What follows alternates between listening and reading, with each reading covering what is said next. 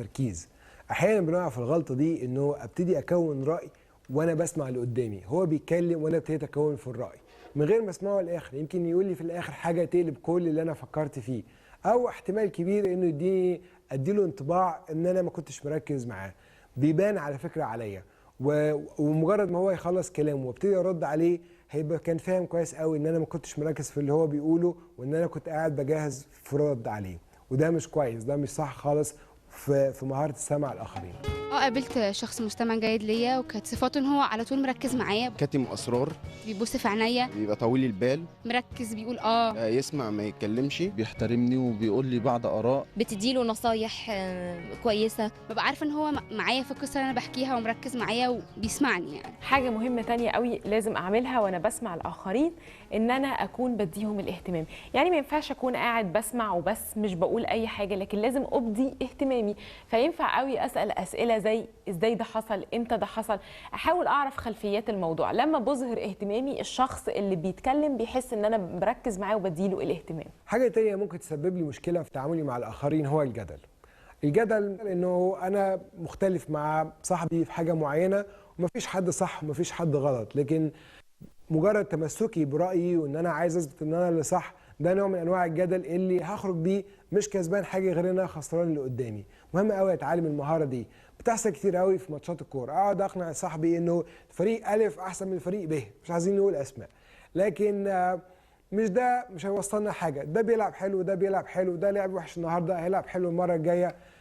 الجدل في الحاجات دي مش كويس والنتيجه بتاعته مش حلوه. بحاول اثبت وجهه نظري اللي هي ما فيهاش حاجه صح وما فيهاش حاجه غلط. خلي بالي الموضوع ده.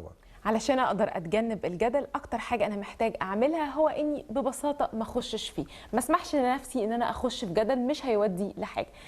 لازم كمان اتعلم حاجه معينه، ان الجدل عندي مش هو مهم ان اكسبه، يعني مش مهم اثبت ان وجهه نظري الصح.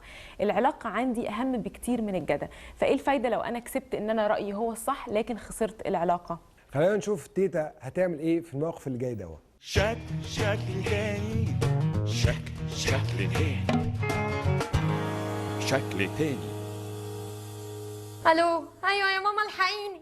ايوه يا ست راشا، ايوه يا بتاعت المصايب، عملتي ايه النهارده؟ انا عملت مصيبه كبيره قوي، ضيعت ورق مهم المدير كان طالبه مني، وجي سالني عليه قلت له ان انا لسه ما استلمتهوش. يا دي المصيبه، وهتعملي ايه دلوقتي؟ ما هي مش دي المشكله بقى ان الفراش عرف وقال ايه جاي بيعايرني ويقول لي بيشوفي شغلك يا ست هانم. ليه؟ هو فاكر نفسه مين عشان يكلمك بالشكل ده؟ القد قد الفوله والحس حس الغوله. انا الفراش يجي يقول لي وبيشوفي شغلك يا ست هانم؟ ازاي يتكلم معاكي بالمنظر ده؟ هو مش عارف انت واخده شهاده شكلها ايه؟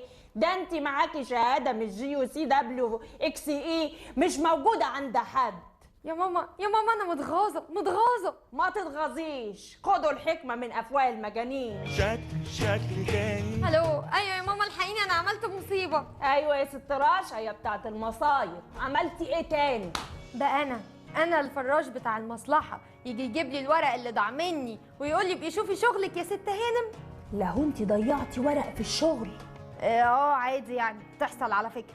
وهو ايه اللي عادي؟ مش غلطتي يبقى لازم تستحملي. ايوه يا ماما، بس ما يجيش يقول لي وبيشوفي شغلك يا ست هانم، هو فاكر نفسه ايه يعني؟ وانت فاكره نفسك ايه؟ انت فاكره نفسك مين؟ مش غلطتي؟ لما تغلطي يبقى تسكتي وتقفلي بقك وتستحملي الغلط، مش كتر خير الراجل ان هو دور على الورق ولقاهولك بدل ما كان صاحب الشغل عمل لك مصيبه. الله يا ماما، هو انت في صف مين بالظبط؟ انا في صف الحق. طالما غلطتي يبقى لازم تعترفي بالغلط، الاعتراف بالحق فضيله. شكل تاني. زي ما شفنا في الموقف مع تيتا ان البنت ما كانتش عايزه تعترف بغلطها. الاعتراف بالخطا مش ده حاجه مش بتقلل من قيمتي، بالعكس دي هي حاجه بتخلي الناس فعلا تحترمني. المشكله التانيه برضو ان هي قالتها انه ازاي الفراش يقول لي كده. الفكره انه بدل ما نركز ان انا غلطان في حاجات معينه والمفروض اعترف بغلطي وانا اعبر عن الموضوع ده باسرع وقت ممكن واتاسف عليه، هي ركزت انه ازاي الفراش يقول لي كده. مشكلتين هنا، الاول حاجه ان هي ما ركزتش ان تعترف بغلطها، الحاجه الثانيه ان انا ينفع اتعلم من اي حد حتى لو كان الفراش بتاع المكتب. شكل تاني. حاجة تانية محتاجين نركز عليها في فن تعاملنا مع الآخرين هي الاعتراف بالأخطاء. بمعنى إيه؟ هل جربت إنك سألت شخص واجهت شخص بغلطة هو عملها وابتدى يدافع عن نفسه ويبرر ويؤدي أعذار وإنه ما كانش قصده، وفي الآخر انتهينا إن هو ما اعترفش بخطأه؟ أنا كنت حاسس إيه وقتها؟ أكيد كنت متضايق، كان نفسي يقول لي أنا غلطان وأنا آسف على اللي أنا عملته، كان أحسن وأسهل. وده معناه إن الاعتراف بالأخطاء ليه تأثير قوي جدا ومباشر. بمعنى إيه؟ بمعنى إنه على قد ما أنا بعرف أعترف بأخطائي وأعبر عنها وأعتذر عنها، على قد ما بقى مريح للآخرين. في غلط كمان شائع جدا في موضوع الاعتراف بالغلط ده، هو اني اواجه الشخص بخطأه، فالحقيقه هو بيقول ان هو غلطان، ما بينكرش ده، لكن بيعطي سلسله من التبريرات اللي هو ليه عمل كده وانا ما كانش قصدي، كانه بشكل غير مباشر بيقول ان انا ما غلطتش. لكن مش ده الاعتراف بالغلط بجد. الاعتراف بالغلط هو اني أقر أسفي، وفي نفس الوقت لو عندي فرصة إني أصلح غلطي أو أعوض الطرف الآخر أعمل كده. خلينا ندي مثال.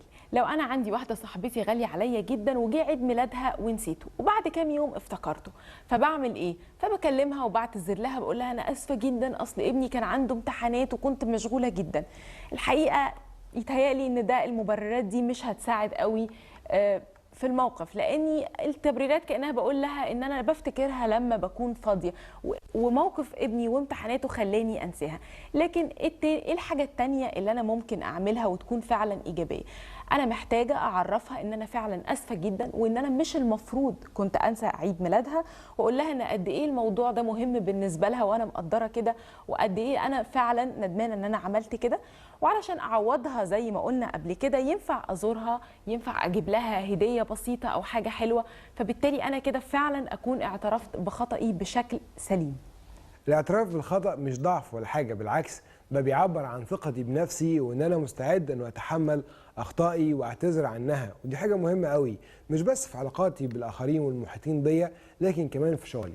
تخيلوا لو انا في الشغل بقاوح في الغلط، بعمل غلطة واقاوح، مديري هيبقى حاسس ايه؟ لكن لو انا لما بعمل الغلطة بروح اعترف بيها، يا جماعة انا اسف على الحكاية دي وهحاول ما اعملهاش تاني، وكنت واضح جدا. الوضوح في الموضوع ده والسلاسة في الاعتراف بالغلط بتخليني محبوب، والناس اللي حواليا بتثق فيا اكتر وبتأتمني على حاجات، عارفين ان لما هغلط هعترف بغلطتي من غير ما اقاوح. خلونا نتكلم على مبدأ جديد خالص في فن التعامل مع الناس، هو اني اقدر اركز على الناس. هل انت مستعد ان تخلي الناس هي محور اهتمامك؟ خلينا نتخيل كده ان العالم كله لو كل واحد فيه ركز على نفسه، ايه اللي هيحصل؟ العالم هتستاد عليه حالة من الأنانية. احنا محتاجين ان احنا نركز على الآخرين. فعليا تركيزنا على الآخرين بيدينا هدف للحياة. لما أكون مركز على نفسي مش ببقى حاسس إن أنا مبسوط، لكن لما بركز على الآخرين وعلى احتياجهم أكيد أنا ببقى حاسس إن أنا مبسوط. في مقولة لممثل كوميدي مشهور اسمه داني توماس، كان بيقول إن النجاح في الحياة مش بيتقاس باللي أنا بقدر أعمله، لكن النجاح في الحياة بيتقاس باللي أنا عملته عشان أقدر أساعد الآخرين. أكبر مثال على التركيز على مساعدة الآخرين هي الأم تريزا، وقد ايه كان ليها تأثير قوي جدا في المجتمع المحيط بيها وفي العالم كله. كان دايما تركيزها مش ان هي عايزه ايه، بالعكس هي تركيزها ازاي تقدر تساعد الناس، ازاي تقدر تساعد اللي حواليها، ازاي تقدر تعمل تأثير كبير قوي من خلال انها تديهم كل اللي هم محتاجينه على قد ما هي تقدر. في حاجة مهمة كمان محتاجين نتعلمها، ان التركيز على الآخرين بيدينا طاقة ونشاط.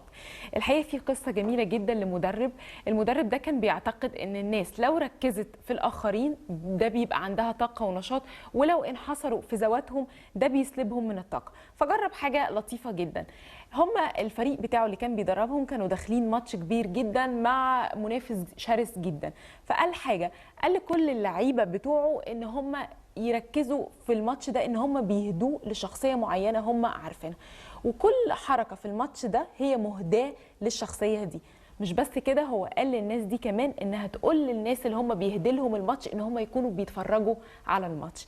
كانت النتيجه ايه؟ الفريق ده كسب 5-1، لان الواحد لما بيركز على الاخرين ده بيديله نشاط. ناس كتير قوي بنشوفها لما بتنحصر في ذاتها بنلاقيها بتمر باوقات صعبه جدا، ممكن تؤدي الى الاكتئاب، وكمان ممكن تمر بامراض كمان جسديه، لان التركيز على نفسك بيسلب منك اي طاقه واي مجهود. حاجة تانية مهمة قوي في فن تعاملي مع الناس هو ازاي بواجههم باخطائهم. كلنا بنغلط وده حاجه طبيعيه جدا، بس انا لما حد بيغلط بعمل معاه ايه؟ هل ان انا بقعد الومه واوضح له غلطه قوي واكبره، ولا انا ببساطه ودبلوماسيه بوضح له غلطته دي؟ شكل تاني. عندي مشكلة في التعامل مع شخص على طول خايف وعلى طول متوقع ان في مصايب او بلاوي هتحصل، على طول يعني مش عايز اقول خايف بس على طول مرعوب، وصعب قوي يعني قلما اشوفه فرحان. والشخص ده كتير ما بيأثر عليا بالسلب وبيخليني دايما محبط وبينقلي السواد بتاع الدنيا، يعني مش شايف غير الدنيا ما فيهاش لون واحد غير اللون الاسود، فانا مش عارف اتعامل معاه ازاي. السؤال ده مهم قوي، والنوعيه دي من الناس بنواجهها كتير قوي في حياتنا، مهم ابقى عارف اعمل معاهم ايه. الحاجه الاولانيه انا هحاول اساعدهم ان هم يفكروا بطريقه ايجابيه، بمعنى انه مش دايما الدنيا سوداويه قوي كده، ومش محتاج ابقى خايف بالطريقه دي، وواجه بحقائق ايجابيه انه ياما مرات حاولنا حاجات معينه ونجحنا فيها، وده بيخليني اخرج بره دائره الفشل او دائره الخوف اللي هو عايش فيها. لكن لو انا فشلت معاه في الموضوع ده، فمهم جدا انه ما اخليش تفكيره السلبي ده ياثر عليا. فيعني لو انا هبدا مشروع معين او هبدا فكره معينه في تنفيذها، والشخص ده اللي هو محبط او نقدر نسميه المتشائم قاعد يقول لي لا ما تعملش كده، وحاول يخليني احبط او اتراجع، مهم قوي ناخد بالي من الموقف ده. انا مش محتاج اعمل كده، انا مش محتاج اتراجع، مش محتاج ان اكون بوقف عشان افكاره سلبيه او افكاره محبطه. فانا لازم دايما اكون انا فعلا بحاول اساعده ان هو يدرك الجانب الايجابي من الامور، لكن كمان مهم قوي ان ما اخليهوش يقلل من ثقتي بنفسي او يحبطني. يا ريت اقدر انجح في الحكايه دي، لان لو نجحت يبقى خدمت خدمه كبيره قوي، ان هو يبطل التفكير بالطريقه السلبيه دي ويبتدي يفكر بطريقه ايجابيه. شكل تاني. شكل تاني. شكل تاني. طريقه من الطرق الشاطره قوي في ان انا اخلي الناس تعرف اخطائها انه اساله اسئله. طب انت عملت الموضوع ده ازاي؟ طب هو ده الصح؟ طب حد قال لك كده؟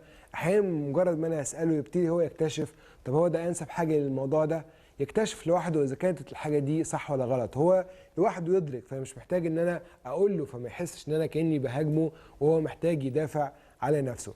محدش فينا بيحب ان هو يغلط، ولازم ابقى عارف الحقيقه دي وانا بتعامل مع الناس، بس في نفس الوقت لازم اواجههم باخطائهم. خليني ابقى حكيم وذكي شويه وانا بعمل كده. حاجه كمان مهمه قوي وانا بواجه الناس باخطائها، انه ملوش انه مش انا قلت لك الموضوع ده وانا هثبت لك وانا هفرجك ان انت اللي عملته ده كان غلط. انا مش عايز اعمل كده، انا مش فاكر ان انا بنتقده او عايز اطلع اخطائه، انا عايز اساعده بس ان هو يعترف بغلطته وانه ما يكررش الغلطه دي تاني. فخليني اعمل كده واخلي بالي قوي من الموضوع ده. كل ما كان الاسلوب فيه تحدي وان انا بحاول اشاور على اخطاء الاخرين، الشخص اللي قدامي هيكون متحفز جدا وهيتمسك برايه وهيفضل يدافع عن نفسه. فحتى لو هو عامل حاجه غلط انا عايزه الفت انتباهه ليها، هو عمره ما هياخد باله، لانه هيركز دايما في الطريقه اللي انت بتكلمه بيها انه يدافع عن نفسه. خلينا نقول مثال عشان نقدر نفهم الموقف ده. تخيلوا معايا ان في واحده زوجها اشترى لها نقول مثلا سجاده معينه، والسجاده دي هي ما كانتش احسن حاجه قوي، وكانت ممكن نقول صغيره شويه على البيت. فاول ما بيروحوا بيوريها لها فتبتدي تقول له ايه ده انت جايب حاجه صغيره جدا، ايه ده دي كمان دي مالها عامله كده ليه، دي الوانها مش مناسبه. وتساله هو سعرها كام؟ فيقول لها سعرها، فتقول له ايه ده دي غاليه قوي. بالتالي تفتكروا الراجل ده ممكن يكون يحس بايه؟ اكيد هيحس بالندم وهيحس بعدم التقدير، فمش هيحب ابدا ان هو كمان يكون بياخد مبادرات زي دي تاني ويعمل كده. فمهم قوي زي ما قلنا ان اكون دبلوماسي جدا في لما اواجه الناس باخطائها. الناس ما بتحبش حد يقول لها ان هي غلطانه، فلازم اواجه الناس باخطائها بحكمه شديده ودبلوماسيه. يمكن كان افضل في موقف زي دوا انه نقيس مع بعض السجاده حجمها قد ايه، وهو هيعرف لوحده انه مش هو ده اللي احنا كنا بندور عليه. ممكن حاجه تانية انه نقول هو دي الالوان المناسبه للمكان دوا، هو غالبا اختارها غلط، هي فعلا الوانها مش مناسبه، بس انا بسؤالي دوا ما قلتلوش على فكره لونها مش مناسب للون الاوضه، انا ما عملتش كده، انا بس بسال اسئله بتفتح تخليه هو من نفسه يعرف يكتشف اذا كان الموضوع ده صح ولا غلط.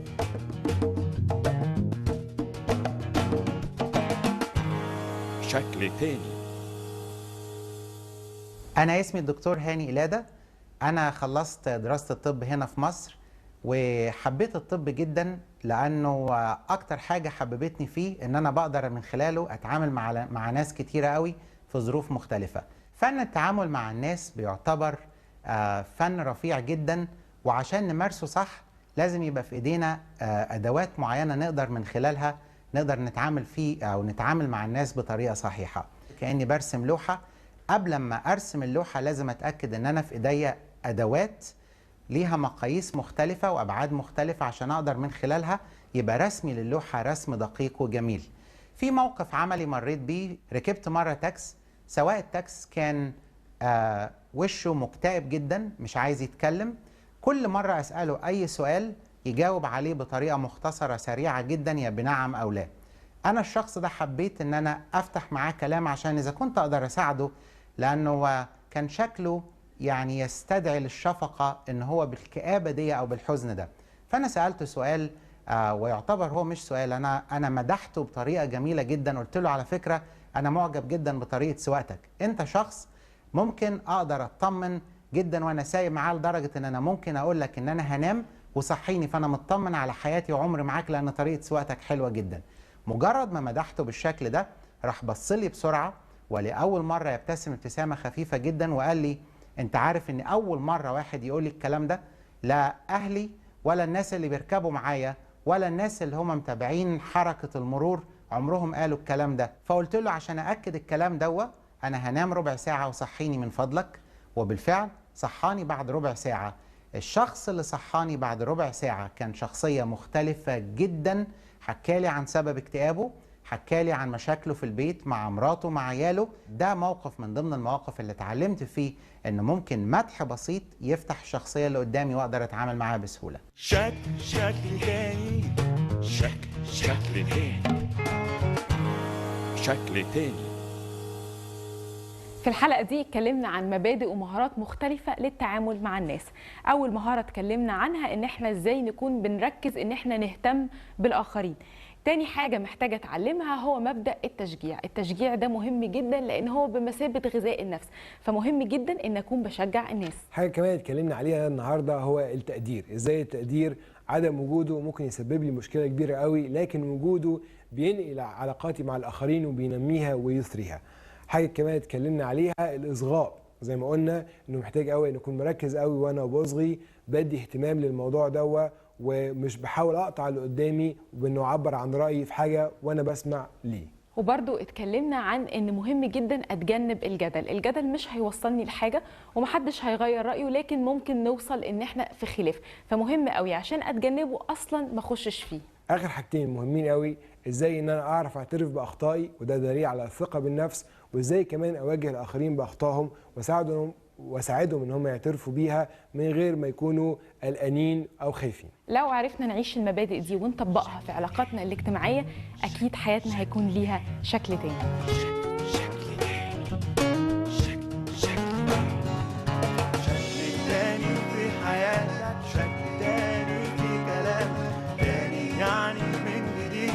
فرصة تعيش فرحان سعيد، نفسك انت وبرضه هو تبقى هو بره وجوه، حلك عندي والاكيد.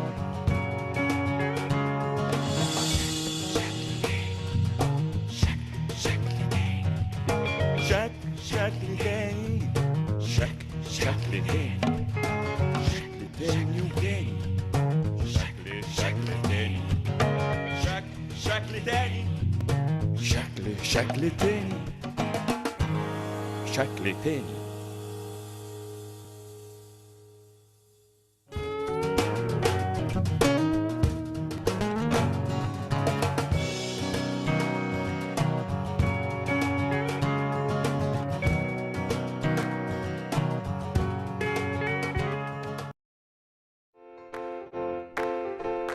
شايل هم الحياة، مضغوط لأقصى حد، ما كنتش فاكر الحياة كده، وشايل هموم كتير على نفسك، وبتفترض أسوأ الحلول، وبتفترض المشاكل حتى قبل ما تحصل. مش لازم تفكر في بكرة، لأن ممكن حياتنا تنتهي النهاردة. مش لازم تشيل كل ده تاني. لا تهتموا بشيء، بل في كل شيء بالصلاة والدعاء مع الشكر لتعلم طلباتكم لدى الله.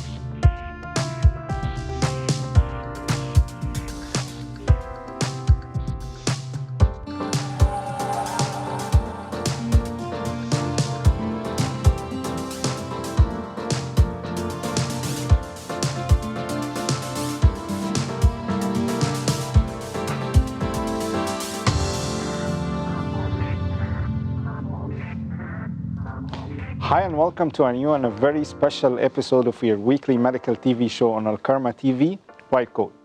Why it's very special? Simply because it's White Coat first anniversary or birthday. We wouldn't have made it that far without loving, supporting, and interactive audience like Alkarma TV audience. And here in Alkarma TV, we don't like to say audience, but we consider you as our big family in front of the screen. We wouldn't have made it that far without a management team that believes in the message we deliver and always want to present the best. That's why I would like to thank Samuel Stefanos, the founder of Alkarma TV, for the support. And since the teamwork made the dream work, so I would like to thank the amazing crew for White Coat. Starting from our directors, Magdi Khalil, Charlie Pshay, with the amazing two cornerstones of the program, George Bshara and Joy Bshara, with the rest of our amazing crew Joseph Kalini, Hani Ramses, Ahmed Saeed, Hedy, and Jonathan. Thank you so much. You guys are doing a very amazing and great work. I would like to thank my family, who is always the support and the backbone in today's episode. In today's episode, we'll focus on preventive medicine screening test and immunization. A screening test is done to detect the potential health disorders or the disease in people who do not have any symptoms of the disease. The goal is early detection and lifestyle changes or surveillance to reduce the risk of the disease, or to detect it early enough to treat it most effectively and efficiently. And today, it would be my pleasure and honor to host one of the amazing doctors in Southern California and one of the outstanding physicians, Dr. Arthur Blaine, to talk to us and teach us about that topic. As you know by now, for interaction with the program, send in all your questions and concerns to our official Facebook page, White Coat, or to interact with my guest directly today, you can call the numbers that will be shown on the screen at any time during the episode. أعزائي مشاهدي قنوات الكارما في كل مكان في العالم، أعزائي مشاهدي برنامج وايت كوت، أهلا بيكم في حلقة جديدة وحلقة خاصة جدا من برنامجنا الطبي الأسبوعي وايت كوت على شاشات الكارما. ليه حلقة خاصة جدا؟ لأنه النهاردة لينا مع حضراتكم سنة، النهاردة عيد ميلاد البرنامج الأول، وزي ما أنا بقول ما كناش يعني وصلنا لحد النقطة دي من غير الدعم والتشجيع بتاع حضراتكم كل مشاهدي الكارما. وزي ما بقول احنا هنا في الكارما ما بنحبش نسمي مشاهدينا مشاهدي الكارما قد ما هم عائلتنا الكبيرة اللي بيستنونا قدام الشاشة عشان نقدر نقدم لهم كل جديد وكل مفيد في كل نواحي الحياة بشكل عام. الحقيقة زي ما أنا قلت ما كناش وصلنا لحد النقطة دي من غير إدارة فاهمة وواعية وبتسبورت المسج اللي احنا بنقدمها. عشان كده من هنا بحب أشكر شكر جزيل جدا لصامويل ستيفانوس مؤسس قنوات الكارما لكل السبورت والدعم اللي هو بيديهولنا والإدراك وكمان بأهمية المسج اللي احنا بنقدمها. كمان بحب أشكر كل التيم اللي بيشتغل في وايت كوت، لأنه فعلا احنا هنا زي عيلة واخوات، واحب دايما ابتدي بالاثنين دايركتورز اللي اشتغلوا في وايت كوت وتعبوا جدا في تشارلي بشاي ومجدي خليل.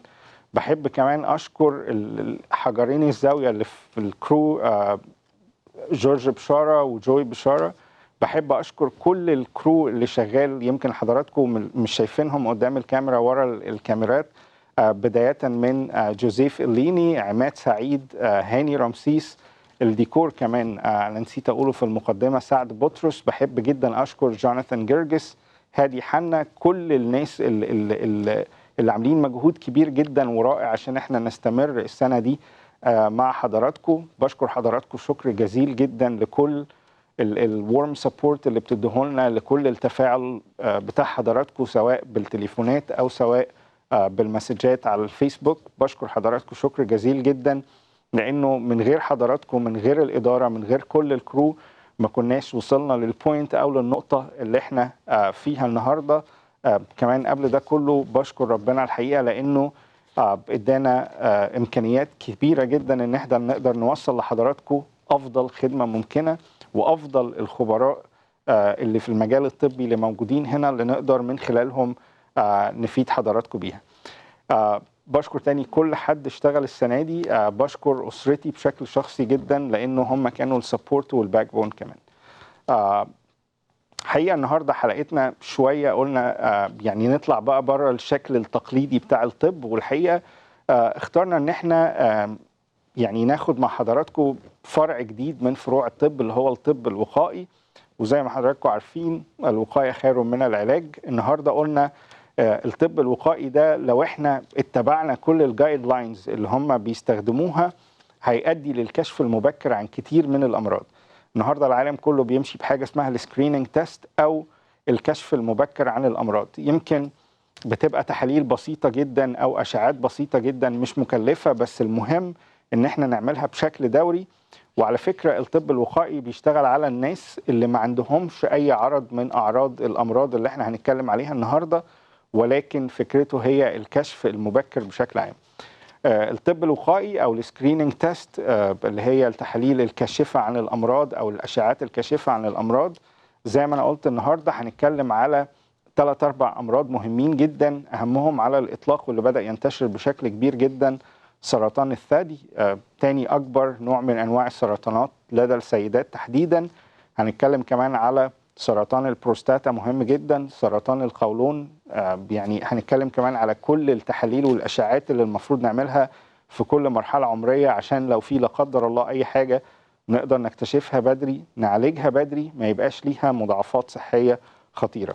بيسعدني ويشرفني النهارده ان يكون معايا واحد من احسن الناس اللي بتتكلم في الطب الوقائي في جنوب كاليفورنيا، دكتور آرثر بلين. زي ما حضراتكم خلاص بقى عارفين، اي اسئله لحضراتكم عن اي مرض، عن طرق الكشف المبكر عن اي مرض، لو في تقدروا تبعتوها لنا على صفحتنا الرئيسيه على الفيسبوك وايت كود الكارما تي في. كمان لو حضراتكم ليكوا اي اسئله عن طرق كشف مبكر لاي مرض من الامراض وعايزين تتواصلوا مع ضيفي النهارده، تقدروا تتصلوا بالارقام اللي هتبقى موجوده قدام حضراتكم على الشاشه. تاني عشان اختم المقدمه، بشكر حضراتكم شكر جزيل جدا، بشكر اداره الكارما، بشكر كل كرو العمل على السنه اللي فاتت، وان شاء الله السنه الجديده نوعدكم انها تبقى سنه مليانه بكل ما هو جديد في عالم الطب مع افضل الخبراء المتواجدين هنا في الولايات المتحده. ويلا بينا نبتدي فقرات برنامجنا النهارده من وايت كود.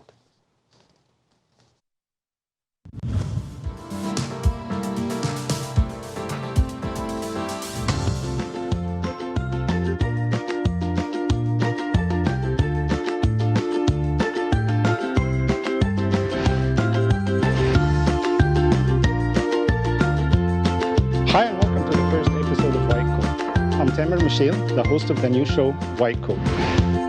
And people began to drink alcohol as a social lubricant, and from there they began to misuse it, and they abuse it. Not focus so much on the chemical and think more of the brain. In other words, the person. Behavioral interventions are crucial. What we have to recognize is a non-judgmental, loving, compassionate support. The best way to treat addiction is to prevent it, okay? So be very mindful, be educated, work with a doctor that knows what they're prescribed. I would hope through programs like yours, getting the word out, that people understand it's not that they're bad people, it's just that they're ill. Take care of your sleep if you want to sleep. Go to bed at about the same time every day. Most of our communities across the country are struggling in one way or another with drugs. It affects our level of productivity, it affects our kids in schools. You don't want to take anybody for granted. I mean, Henry and I, for instance, when he does the dishes every night, which he loves to do for some reason, I always thank him. We can have excellent diabetes control, and we can prevent most complications if we start early enough. To discontinue any sugary drinks or only have 1 cup a day. Number 2, be aware of your calories. Thank you for your overwhelming support and your wonderful interaction with White Coat.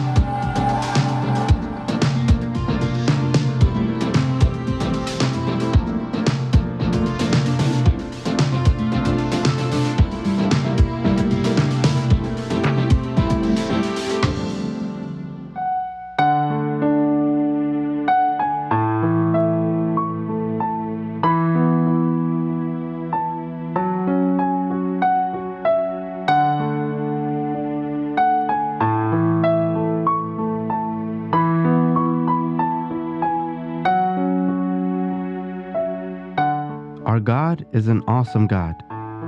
He has given us so much. Family, friends, a roof over our heads, food on the table, and His greatest gift ever, His only begotten Son, crucified for our salvation. Isn't it time to give back? Alkarma TV, millions for Christ.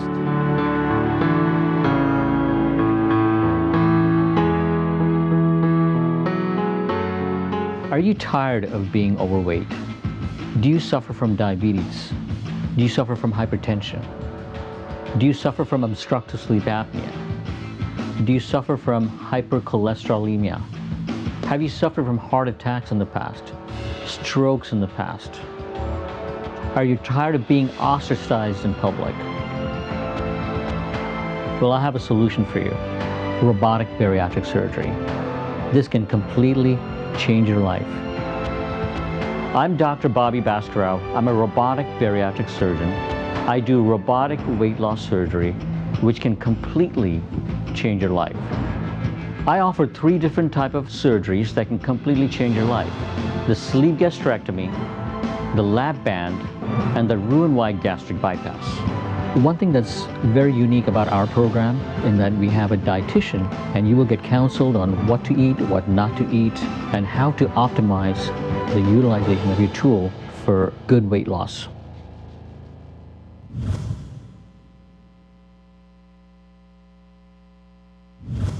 Hi, I'm Dr. Arthur Blaine, and I'm a family practice doctor, and I'm doing an episode on family medicine, preventive medicine, and health maintenance. I went to UCLA undergraduate, New York Medical College for medical school. I snuck in an MBA at George Washington University. I did my family practice residency at University of California, San Diego, and then I have a little bit of further training in medical acupuncture and hospice and palliative care. My vision is to help people live longer lives through preventive medicine and health maintenance. There's a lot of things we can do to prevent these diseases in the first place, and in fact, there's ways that we can reverse disease, such as diabetes or hypertension. If people lose weight and exercise or watch their diet, sometimes these diseases can reverse, and I've been very successful in a few patients over the years at helping them to do that, and that inspires me to be able to help people to do that. My overall mission is to help people in my practice and through the military and through my teaching in the family practice residency program for which I'm affiliated to spread this word to patients to help live longer lives and prevent disease. My hobbies are running and swimming mainly. I do marathons and ultra marathons, which is basically slow trail running for older people like me. I do open water swimming, and which I'm also very slow, but it's fun. I coach soccer and basketball for my kids, and I'm an assistant scoutmaster for Boy Scouts and do a lot of fun camping and activities with my children. My inspiration is probably a synthesis of several hundred doctors that I've come in contact to over the years. And every medical student or resident, when we become doctors, we see a lot of good doctors and so-so doctors, and we become the doctors that inspire us. And there's a Dr. Sugar, who's a good friend of mine, who I think is an excellent doctor, who inspired me. And there's been many other doctors who over the years have inspired me to become better doctors by working closely with their patients and inspiring them to prevent disease and live longer lives. Stay tuned for me on an episode of White Coat on Alkarma TV.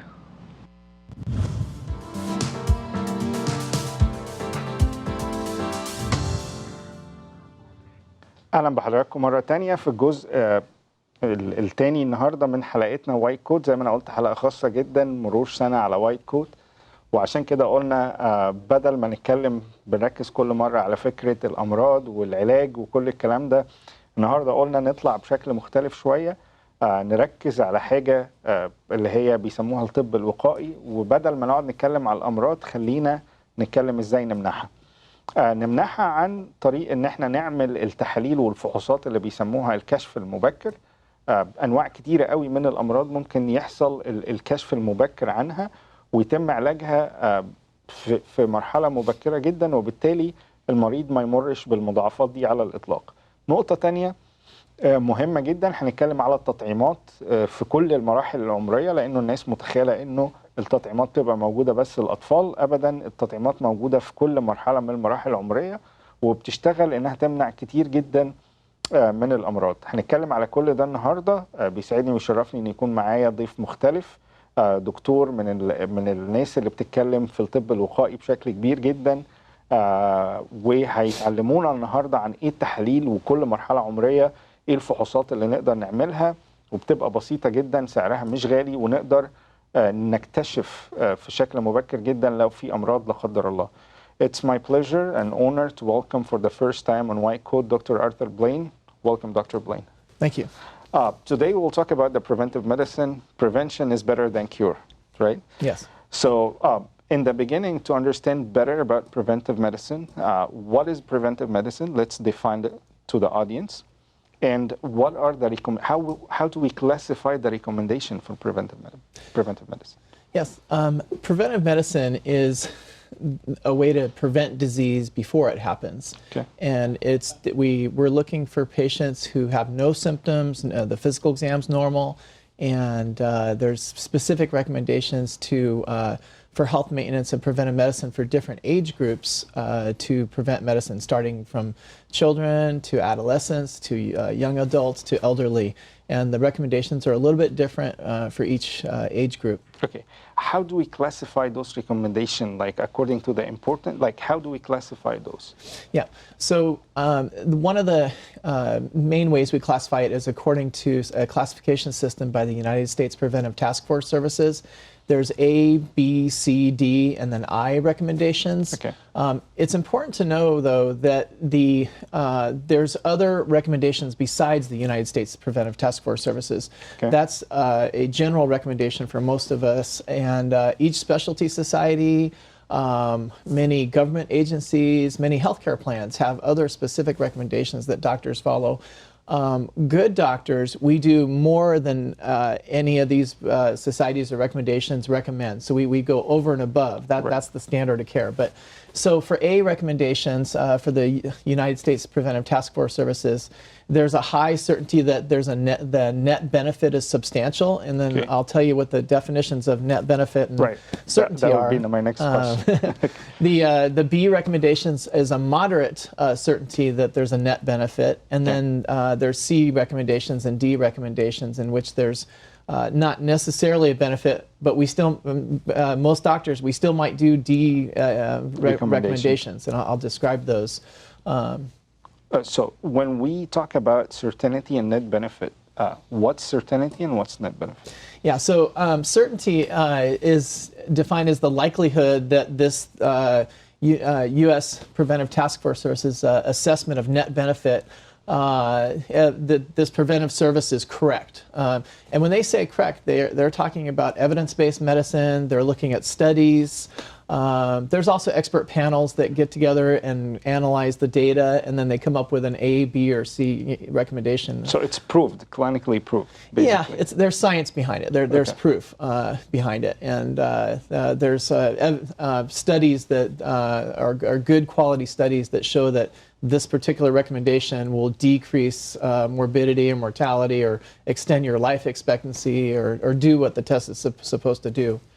But net benefit is defined as the benefit minus the harm of this preventive service in a general primary care population. So all these recommendations are for a general primary care population. There's specific populations that are at higher risk that we do more aggressive interventions, but this talk today is just a general preventive medicine talk to talk about general recommendations. So it's good to define the risk factors as well. Yes. To screen those people. Right, right. And certain populations have certain risk factors. So if you're over 50, all cancers increase. Okay. So we're more aggressive at screening for certain cancers. If you're younger, adolescents, for example, there's higher risk of drownings or swimming pool accidents just because that's a higher risk population. So we do certain things at certain ages as doctors to recommend interventions.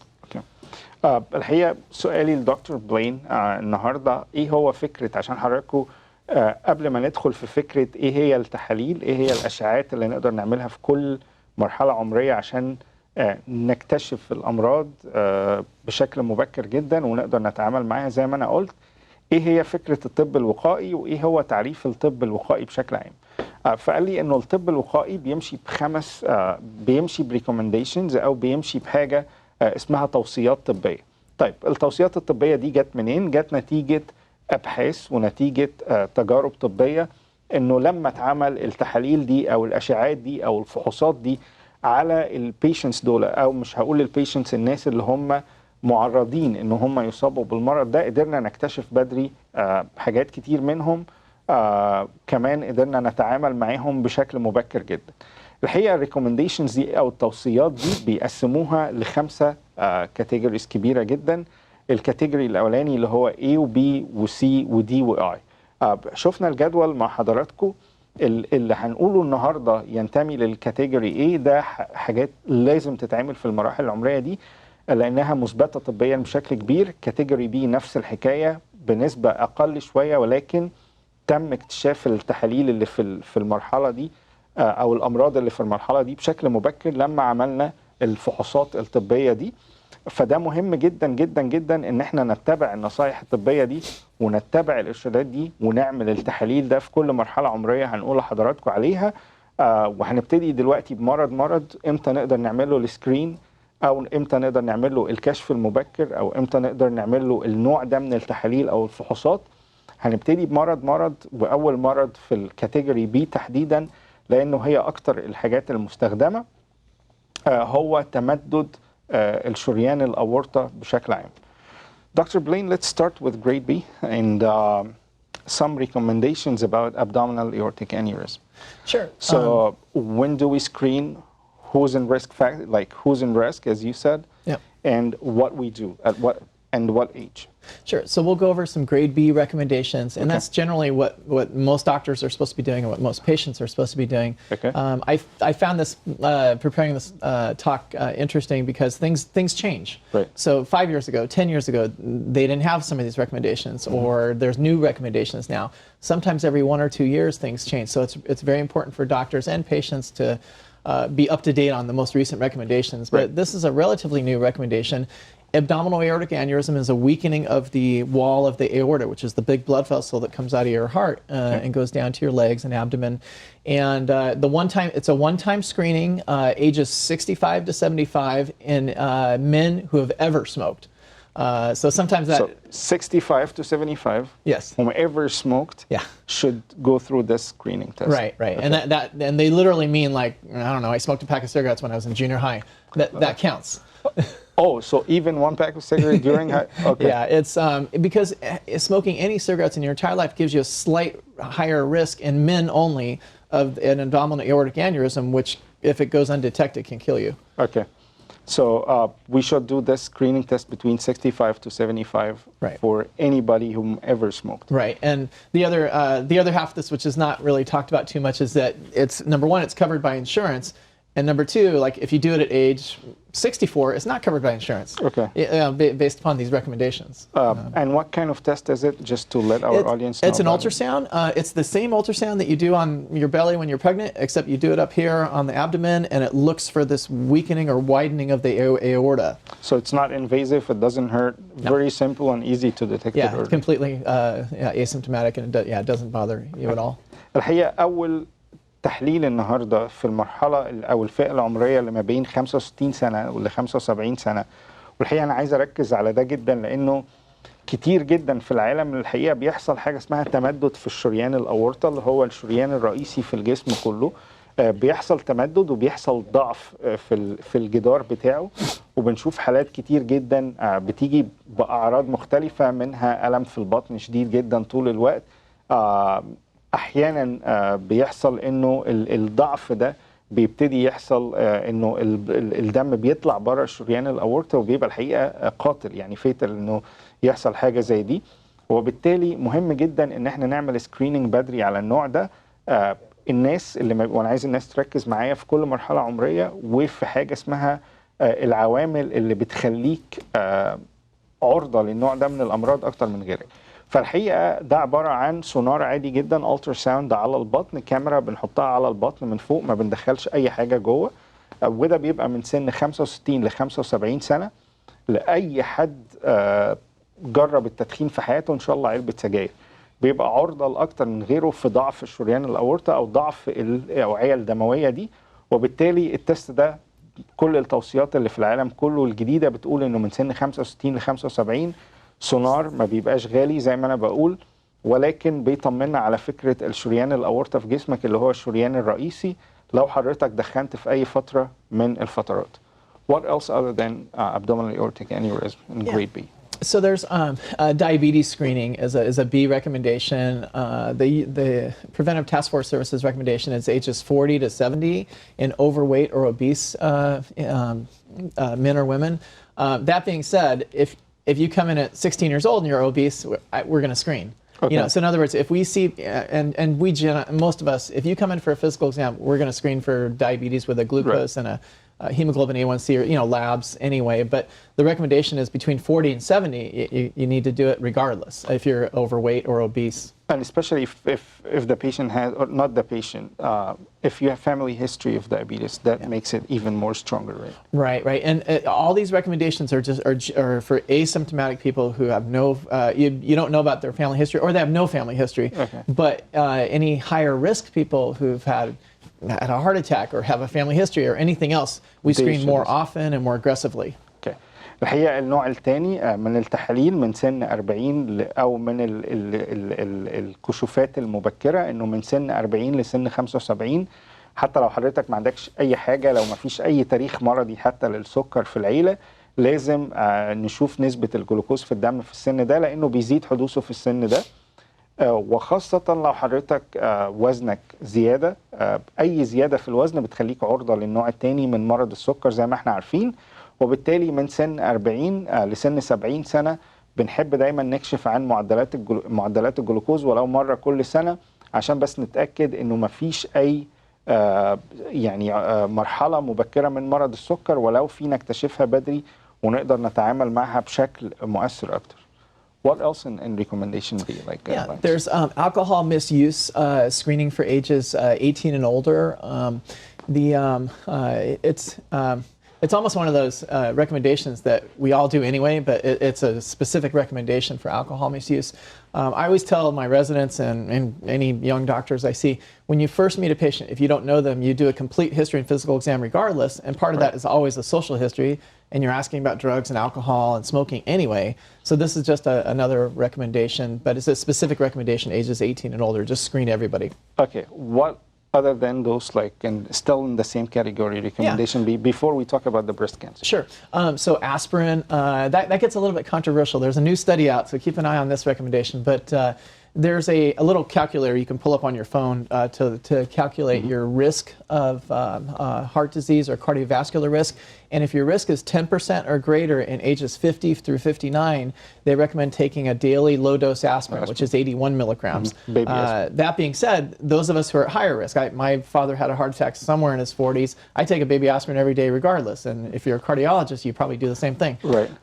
So these are general recommendations for people with no risk factors or no higher risk other than this cardiovascular risk of 10%, and it's a real simple. Your doctor can do it in his office, or but chances are, if you have a family history of heart disease, it's an app on the cell phone. Anybody can. Yeah, it's an app on the cell phone. But your doctor, if you have a higher risk, he's probably going to say, you might want to take a baby aspirin every day. Right. I don't personally calculate the 10%. I just if I see somebody in front of me who has these risk factors, I just say, hey, you might want to take a baby aspirin every day. Okay.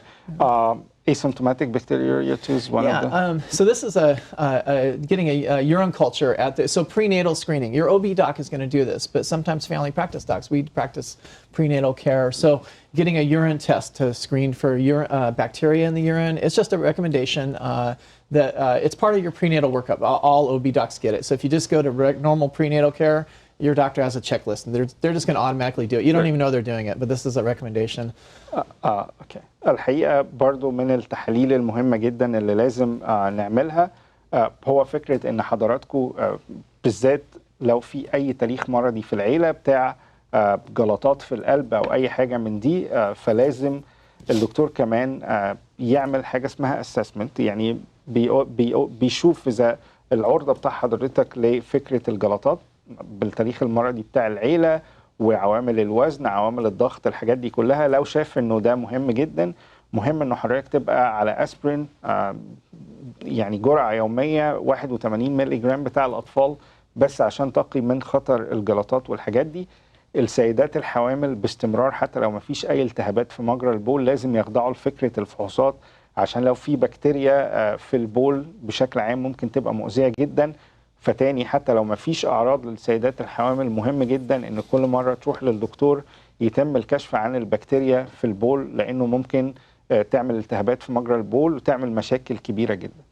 هنوصل بقى دلوقتي للموضوع، يعني دي كانت ريكومنديشنز بسرعه جدا او توصيات سريعه جدا لانواع مختلفه من الامراض، ولكن هنوصل او هنتكلم دلوقتي على جزء كبير جدا وجات لنا عليه اسئله كبيره جدا، فكره الكشف المبكر عن سرطان الثدي في السيدات.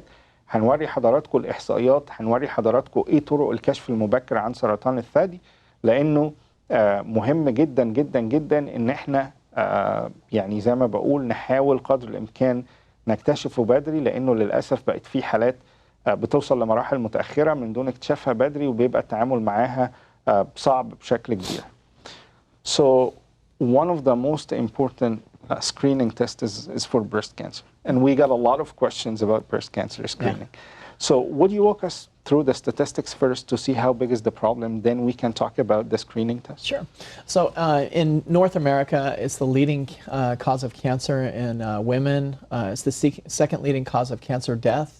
2001, there were 192,000 diagnoses, 40,000 deaths. Wow! So it's 1 out of 5 almost. It's huge. It's a very large number, and there's we for every disease we ever see in clinic or anywhere, we look for risk factors.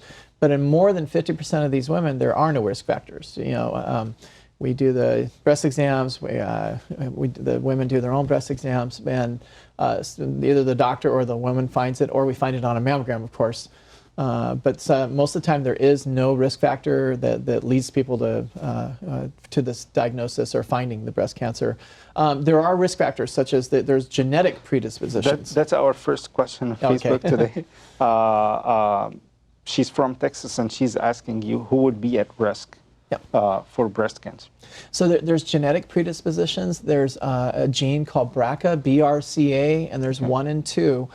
And they give you increased risk of breast cancer. They give you increased risk of other types of cancers. So for example, BRCA1 gives you increased risk for breast cancer, ovarian cancer, colon cancer, and prostate cancer. Okay. And BRCA2 gives you increased risk for breast cancer and ovarian cancer. But we do this test in high-risk people, but as a family practice doctor or a general internal medicine doctor or OBGYN, if you come to us and say, my sister had breast cancer, we're doing all the testing automatically. So any first-degree relative will put you on risk. Yeah, your mom or your sister had breast cancer, we're automatically getting all this extra testing. We might even send you to a geneticist. Wow. Another question, is being overweight is a risk factor for breast cancer? Being overweight is a risk factor for all cancers. Including breast cancer. Okay.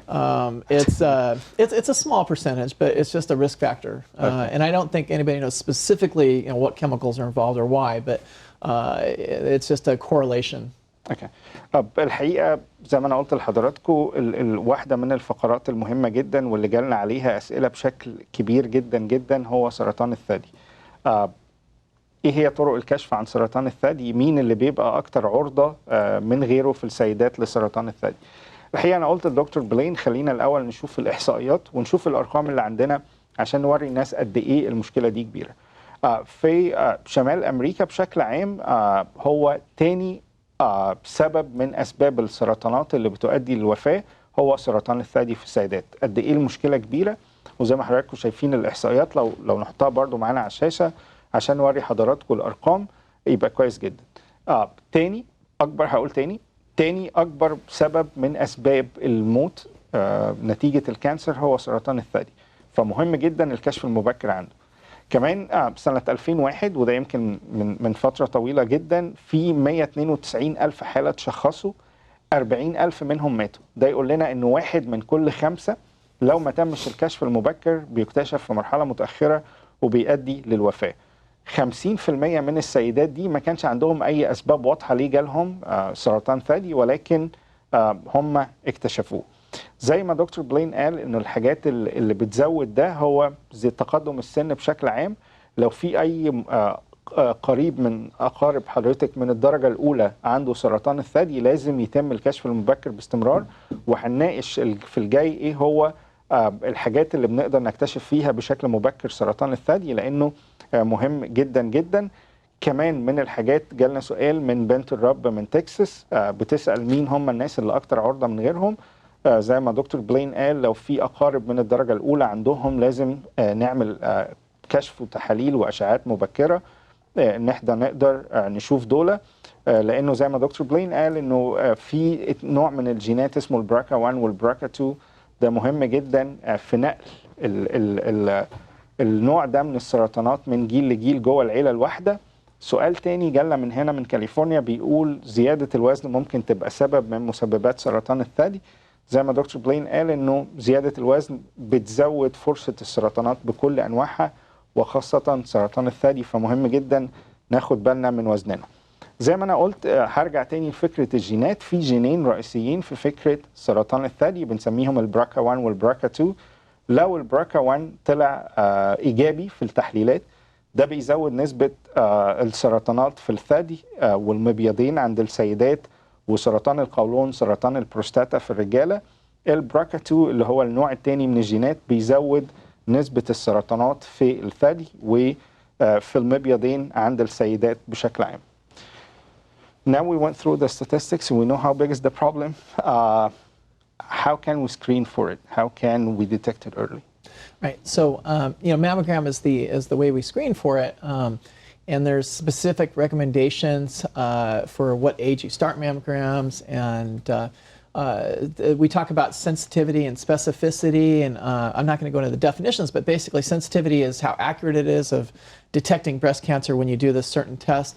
And then specificity is basically how you rule out other tests. So is you do this test and it's positive, how you make sure it's not something else besides breast cancer. Okay. For example, cysts. People get cysts all the time in their breasts, and that's not breast cancer, that's benign, but it still might need a biopsy or something. Okay. But sensitivity, mammograms are, in general, there's a wide sensitivity, so they're 56 to 95% sensitive. All these numbers are less accurate in younger women. Okay. So when should we start doing the mammogram? Like at what age? Yeah. So for the recommendations, there's a we talk about the BRCA recommendations and the mammogram recommendations. I think after 40, sometimes it's 35. Yeah. So to go for breast cancer recommendations, we talk about biennial screening mammography for women aged 50 to 74 years old. That's different than what most doctors do. Most of us, if you come in at age 40 you're having it's all a discussion with your doctor. Right. You say, Doc, I want my mammogram at age 40. You're probably going to get your mammogram, but I'm also going to say, all the recommendations say start at 50. Okay. If we start at 40 or anytime younger, of course, there's a much higher risk of having false positives. Okay. And then that might give you an unnecessary biopsy or unnecessary surgery or treatment. So that's the reason why we say to start at age 50 to 74, and it's a B recommendation, it's evidence-based medicine. So that's why your doctor is telling you every 2 years starting at age 50 and then stopping at age 74. And then even after age 74, if you're 74 and you look like you're 50 and you're still walking 3 miles a day, I don't know, we're probably still going to do mammograms for the next 10 years maybe. But it's a discussion between you and your doctor. So BRCA1, BRCA2 is a screening tool. Mammogram is a screening tool. Right. Is there any other tools that we can use to detect breast cancer? There's other tests, but they can do, not for screening purposes, and these tests are only done for high-risk patients, or they're only done if you find something on exam or if you're higher risk. So, for example, if we feel a little bump, we're probably going to get an ultrasound on that in addition to a mammogram. Sometimes people do MRIs, and those, if you test positive for BRCA1 or BRCA2, there's a good possibility your doctor is going to order an MRI because it's very accurate at identifying things. But it's also, you might also get some false positives. Okay, how about the clinical breast exam since, like during a visit to the primary care physician? Right, right. Is it sensitive? Is it? So the clinical breast exam is not as accurate these days. There's no specific recommendation to do that clinical breast exam.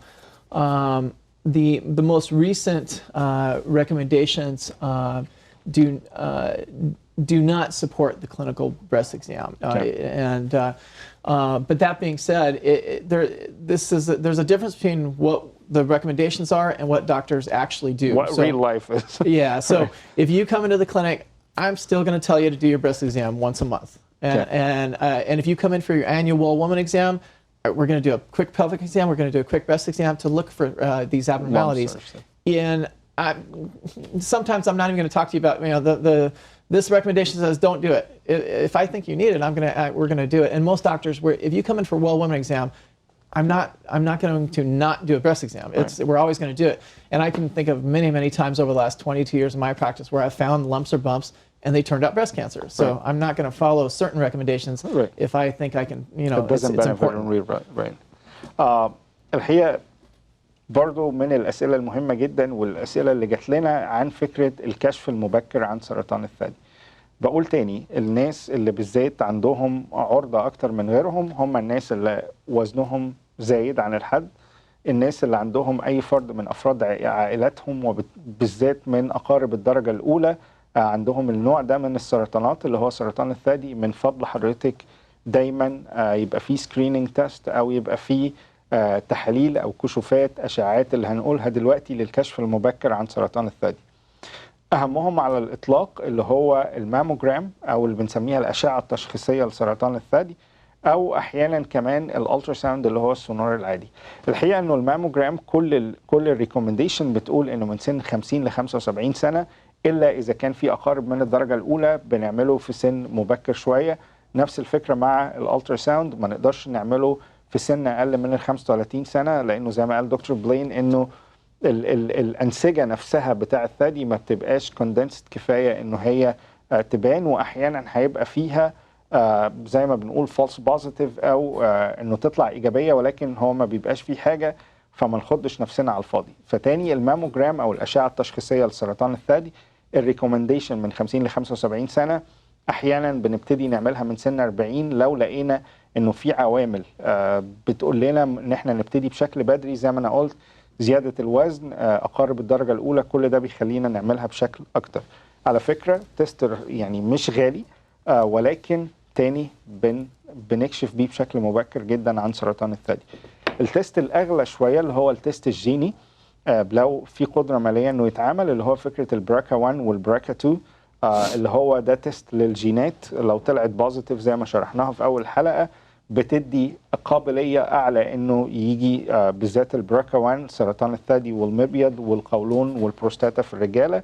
البراكا 2 بتزود فرص إنه يحصل سرطان للثدي أو للمبيضين. كمان من الحاجات اللي قال عليها دكتور بلين إنه حضرتك زي ما بيقولوا حضرتك طبيب نفسك دايما بشكل شهري ولو مرة، انه دايما كل سيدة ان هي تحاول تحس ده في نفسها. اذا لقيت اي نوع من انواع زي ما بنقول الكلاكيع او الحاجات دي تروحي لدكتور حضرتك فورا. اي نوع من الحاجات، اي حاجة مش طبيعية في الثدي اثناء كشف حضرتك لنفسك عليه، من فضل حضرتك استشيري طبيبك، لانه احيانا ده بيبقى في البداية صحيح ناس كتير بتتخض من غير سبب، ما بيبقاش في حاجة، ولكن إذا حضراتكم حسيتوا بأي حاجة مهم جدا جدا إن إحنا نستشير الطبيب الخاص بتاعنا. الحقيقة كده نكون خلصنا عن الكشف المبكر على سرطان الثدي. تاني نوع من السرطانات المهمة جدا جدا وكتير بيحصل في العالم اللي هو سرطان عنق الرحم. So we're done with the breast cancer and the screening test for it. One of the most important screening reduction to reduce the harm for cervical cancer too. So would you walk us through the statistics for cervical cancer to see how big is the problem again? Sure. And then we'll go through the screening test. So in the United States, there's about 13,000 cases yearly of cervical cancer, 4,100 deaths. There's risk factors for cervical cancer. It's important to think of cervical cancer as a sexually transmitted disease that's caused by a virus called HPV. Okay. And there's risk factors. So risk factors include things like early intercourse at a young age, increased number of sexual partners. Smoking is a risk factor for cervical cancer, as well as all cancers for that matter.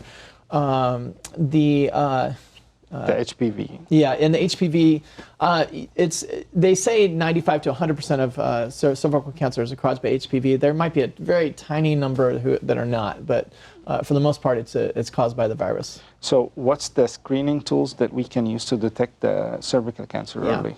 So there's the recent recommendations, and this is a grade B recommendation, is screening for cervical cancer with Pap smears, and it's between 21 and 65 years old.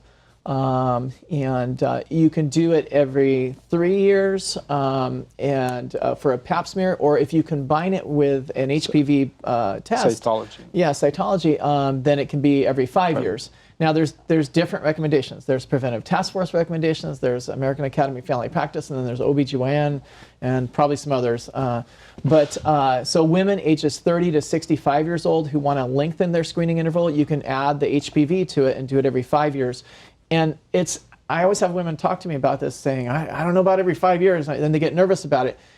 If you don't have HPV, for the most part, you can't get cervical cancer. Okay. So that's that you should be comfortable. If you get a negative HPV test, you should walk away thinking there's almost no way I'm going to get cervical cancer unless you have risk factors. Okay. So basically it's related to the HPV, just to let our audience have better understanding for it. If the HPV is negative, you're way safer.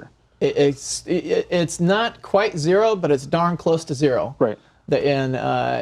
But that being said, if your risk factors increase that I just talked about, then you should probably go in sooner, or to get screened. الحقيقة النوع الثاني اللي بنتكلم عليه النهاردة اللي هو سرطان عنق الرحم. سرطان عنق الرحم من الحاجات المنتشرة بالذات هنا كمان، يعني أكتر من البلاد التانية.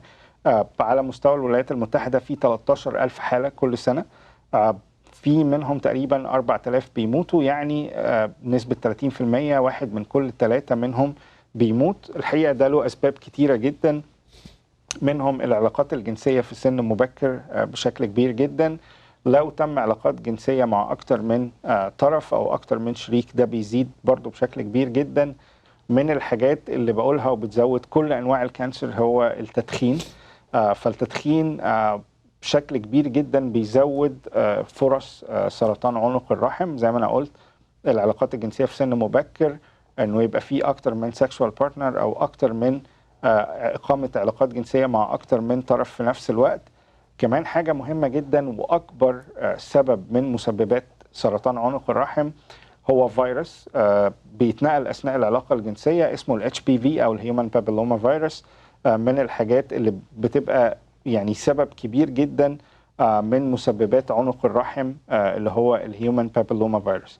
الحقيقة عشان نمنع ده، وأنا عارف إنه الكلام في ده بالذات مع ثقافتنا بيبقى فيه تعارض كبير جدا، في حاجة اسمها باب سمير أو بنسميها مسحة بتحصل من عنق الرحم. الطبيعي إنه بتتم في كل السيدات من سن 21 ل 65 سنة، بتبقى كل 3 سنين، ولكن ممكن نخليها كل 5 سنين إذا عملنا تيست للهيومن بابيلوما فيروس. لو طلع نيجاتيف بنمدها، بنخلي مسحة عنق الرحم كل 5 سنين. أنا عارف إن النقطة دي بالذات حساسة جدا إن إحنا نتكلم فيها مع ثقافتنا الشرقية، لأنه كتير جدا من السيدات ما بتعملش التست ده في حال عشان غشاء البكارة والعذرية وكل الكلام ده.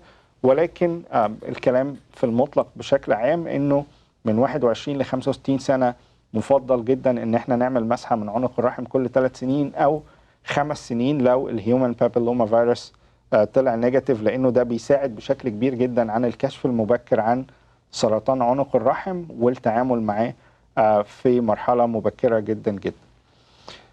So breast cancer is done. Cervical cancer is done. How about colorectal cancer? Yeah. So same sequence, statistics, then screening tools. Sure.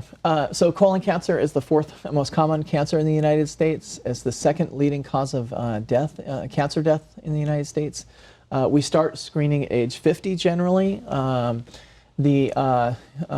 There's colon cancer is caused by polyps, and they're not just regular polyps; they're precancerous polyps. They're called adenomas, and so we're trying. The best screening is flexible sigmoidoscopy or colonoscopy. We're trying to actually visualize the polyp, and then when the doctor goes in and sees that, he takes a little snare and snips it off, and you're done. If he takes the polyp off, you're not going to get cancer. So we start at the age of 50. What about if there is any family history? Because that's important. Yeah, for colon cancer as well as all cancers. So if there's a family history, most doctors generally follow a rule that whenever your first-degree relative was diagnosed, we start screening you 5 years before that. Okay. So if you say, God, my father got colon cancer at age 45, we're probably going to give you a colonoscopy at age 40. Okay. And some even recommendation says like up to 10 years younger than the youngest. Yeah, some doctors get more aggressive and do it 10 years before you get screened. And it's always better for all doctors and patients, for that matter, to be more aggressive at screening. So you can follow the recommendations, or you can say, I'm going to do it 10 years before your father was diagnosed, and that's perfectly fine. There's genetic predispositions to colon cancer. For example, there's something called familial polyposis, and I had a 25-year-old patient who, when they went in with a colonoscopy, they saw hundreds and hundreds of polyps. And so he's at a huge risk for colon cancer at age 25. And so if you have young members of your family, especially first-degree relatives who had some sort of cancer, you want to go to your doctor and get screened right away. So first-degree relative is a huge risk factor. Yeah, it's first-degree. And then I always have people come to me and say, well, my uncle had this, or my grandpa had this.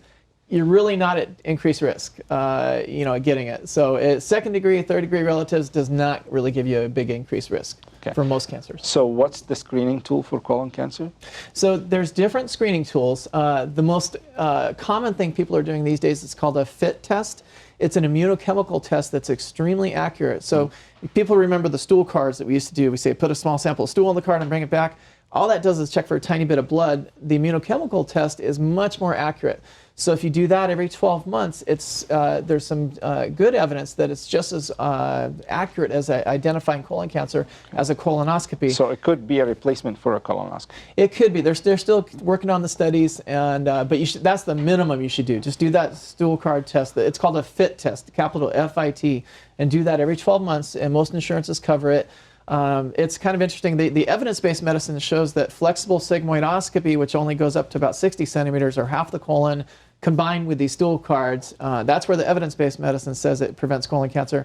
But when you turn 50, if your insurance covers it and you don't mind getting a full colonoscopy, that goes up to 120 centimeters and visualizes the entire colon. And most GI docs and family practice docs were recommending you do that once every 10 years. So let's talk about the unpleasant test for everybody, colonoscopy. Yeah. How do we get ready? Yeah, a lot of people are usually turning down the colonoscopy. Yeah. So what's your message to them today? So, okay, so I'm an involuntary expert, so I've had one. I've had two, actually. So the test, you're not going to remember the test.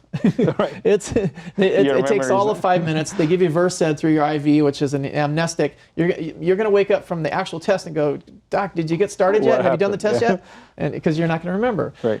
The day before is not fun. The day before, you got to drink a gallon of Go Lightly, which I don't know why they call it Go Lightly, because you're going to poop every 5 minutes all day long. Not the day lightly before, at all. Yeah. they have to clean you out in order to visualize the Cleanse. colon. So the day before is not fun. You're just going to the toilet all day, and you do your test, and you're done. There's not any pain really, because they're going to give you medicine through the IV, so it's not painful. You're not going to remember the test because they give you a tiny bit of Versed. So I want you to give them like a direct message in your camera for people who are turning down the colonoscopy. Yeah, my recommendation is just do it. It's much easier preventing disease than it is waiting 10 years and then ending up with colon cancer and getting half of your colon removed, or chemotherapy, radiation, you name it. The entire purpose of our talk today is preventing disease before it happens. Right. So you find a little tiny polyp, the doc goes in and snips it off. You're not going to get cancer. Right. So it's really preventive test, and it really detects any kind of abnormalities in the colon. Yeah, and they're going to tell you about other things. If you're old, they might see a little diverticuli, which is a little outpatching of the colon. They might see some hemorrhoids. They might see some benign findings, which it's good to know about anyway. But so our message today: do it. Yeah, just do it. And if you really don't want to do the colonoscopy, do those stool cards, the FIT cards, because that's very, very accurate also. But if your FIT card comes up positive, I'm going to call you on the phone and say you need to do a colonoscopy. Okay. A positive FIT card means you do a colonoscopy to go in and look. Okay. But negative FIT card means there's no colonoscopy negative for FIT 12 card, months. you're good for 12 months. Okay. الحقيقة سؤالي لدكتور بلين كان عن الكانسر أو سرطان القولون بشكل عام، لأنه في العالم كله دلوقتي في ريكومنديشن إن احنا يحصل تحاليله للكشف المبكر أو أشعات للكشف المبكر عنه. الحقيقة كان زمان، وده اللي أنا اتكلمت معاه فيه، إنه كان زمان بنعمل منظار للقولون، اليوم اللي قبله تقريبا بتشرب نوع من السوائل بيفضي كل القولون. ناس كتير قوي ما كانتش بتحب الفكرة دي، وكتير من الناس بتقول ان احنا نقعد نأجل. الحقيقة عشان بس نبقى فاهمين حجم المشكلة اللي احنا بنتكلم عليها، وانا دايما بحب اجيب لحضراتكم كل الاحصائيات عشان نبقى عارفين احنا بنتكلم على مشكلة كبيرة قد ايه. سرطان القولون هو اكبر رابع من مسببات الكانسر في دولة زي الولايات المتحدة، وتاني سبب من اسباب السرطانات اللي بتؤدي للموت في الرجال، زي سرطان الثدي تقريبا في السيدات. 50% منهم من الناس اللي هي عندها قابلية لده بتتشخص فعلا بسرطان للقولون. عايز اقول لحضراتكم حاجة، انه زمان كنا بنستخدم المنظار، كل الريكومنديشن بتقول انه من سن 50 ل 75 نحاول قدر الامكان ان احنا نعمل منظار القولون عشان نشوف لو في اي مشاكل، في اي حاجات في مرحلة مبكرة نقدر نعملها بدري. دلوقتي القصة دي اتغيرت في العالم كله، منظار القولون بيبقى أرخص، ولكن الفيت كارد أنا عارف إنه في الشرق الأوسط بيبقى شوية أغلى، ولسه يمكن حتت ما نزلش فيها، عباره عن كارد بناخد فيه عينه من البراز بتاع البيشنت ونحطه في الكارد ده. لو طلع نيجاتيف لاي شكل من الاشكال يعني بناخد مسحه، انا اسف، ونحطه على الكارد. لو طلع بوزيتيف باي شكل من الاشكال بنعمل منظار. فممكن الفيت كارد ده نقدر نستخدمه، بيبقى كويس لحوالي 12 شهر. لو طلع نيجاتيف التست ده لحد 12 شهر بنكرره كل سنة تقريبا، ولكن سرطان منظار القولون بنكرره كل 10 سنين. فيفضل انه الناس اللي عندها اقارب من الدرجة الاولى كانت بتعاني من سرطان القولون نبتدي نعمله بدري. كل ريكومنديشنز جديدة كمان بتقول انه 10 سنين او من 5 ل 10 سنين اصغر من اصغر قريب من اقارب الدرجة الاولى. يعني خلينا نقول انه لو سرطان القولون ظهر في العيلة عند اصغر واحد عند 45 سنة، لو ده قريب من الدرجة الأولى حضرتك تبتدي من سن 35 سنة تعمل التحاليل دي. سرطان القولون مهم جدا جدا جدا وخطر كبير جدا، نقدر نكتشفه بدري عن طريق المنظار أو عن طريق الفيت كارد الجديد. ولكن في كل الأحوال لازم نحاول نعمل الحاجات دي عشان الكشف المبكر عن سرطان القولون. هنرجع نكمل مع حضراتكم باقي الأمراض، وهنبتدي بسرطان البروستاتا بعد ما نرجع. زي ما بقول لحضراتكم هي حلقة للطب الوقائي، وإيه التحاليل أو الأشعات اللي نقدر نعملها للكشف المبكر عن كل أنواع الأمراض دي، لأنها زي ما احنا بنقول الوقاية خير من العلاج. نشوف حضراتكم بعد الفاصل ونرجع معاكم نكمل برنامجنا النهاردة وايت كوت.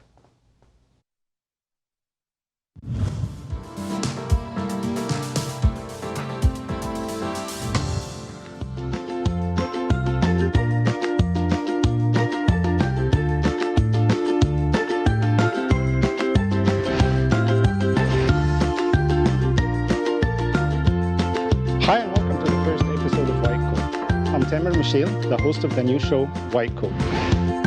And people began to drink alcohol as a social lubricant, and from there they began to misuse it, and they abuse it. Not focus so much on the chemical and think more of the brain. In other words, the person. Behavioral interventions are crucial. What we have to recognize is a non-judgmental, loving, compassionate support. The best way to treat addiction is to prevent it, okay? So be very mindful, be educated, work with a doctor that knows what they're prescribed. I would hope through programs like yours, getting the word out, that people understand it's not that they're bad people, it's just that they're ill. Take care of your sleep if you want to sleep. Go to bed at about the same time every day. Most of our communities across the country are struggling in one way or another with drugs. It affects our level of productivity, it affects our kids in schools. You don't want to take anybody for granted. I mean, Henry and I, for instance, when he does the dishes every night, which he loves to do for some reason, I always thank him. We can have excellent diabetes control, and we can prevent most complications if we start early enough. To discontinue any sugary drinks or only have 1 cup a day. Number 2, be aware of your calories. Thank you for your overwhelming support and your wonderful interaction with White Coat.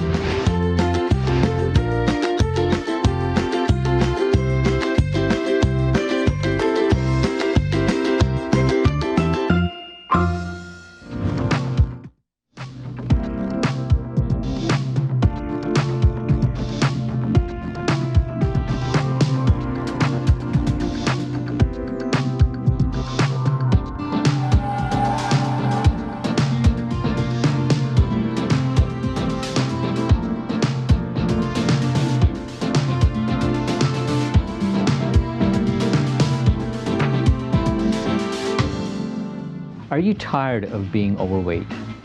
Do you suffer from diabetes? Do you suffer from hypertension? Do you suffer from obstructive sleep apnea? Do you suffer from hypercholesterolemia? Have you suffered from heart attacks in the past? Strokes in the past? Are you tired of being ostracized in public? Well, I have a solution for you. Robotic bariatric surgery. This can completely change your life. I'm Dr. Bobby Baskerov. I'm a robotic bariatric surgeon. I do robotic weight loss surgery, which can completely change your life. I offer 3 different types of surgeries that can completely change your life. The sleeve gastrectomy, the lap band, and the Roux-en-Y gastric bypass. One thing that's very unique about our program in that we have a dietitian, and you will get counseled on what to eat, what not to eat, and how to optimize the utilization of your tool for good weight loss.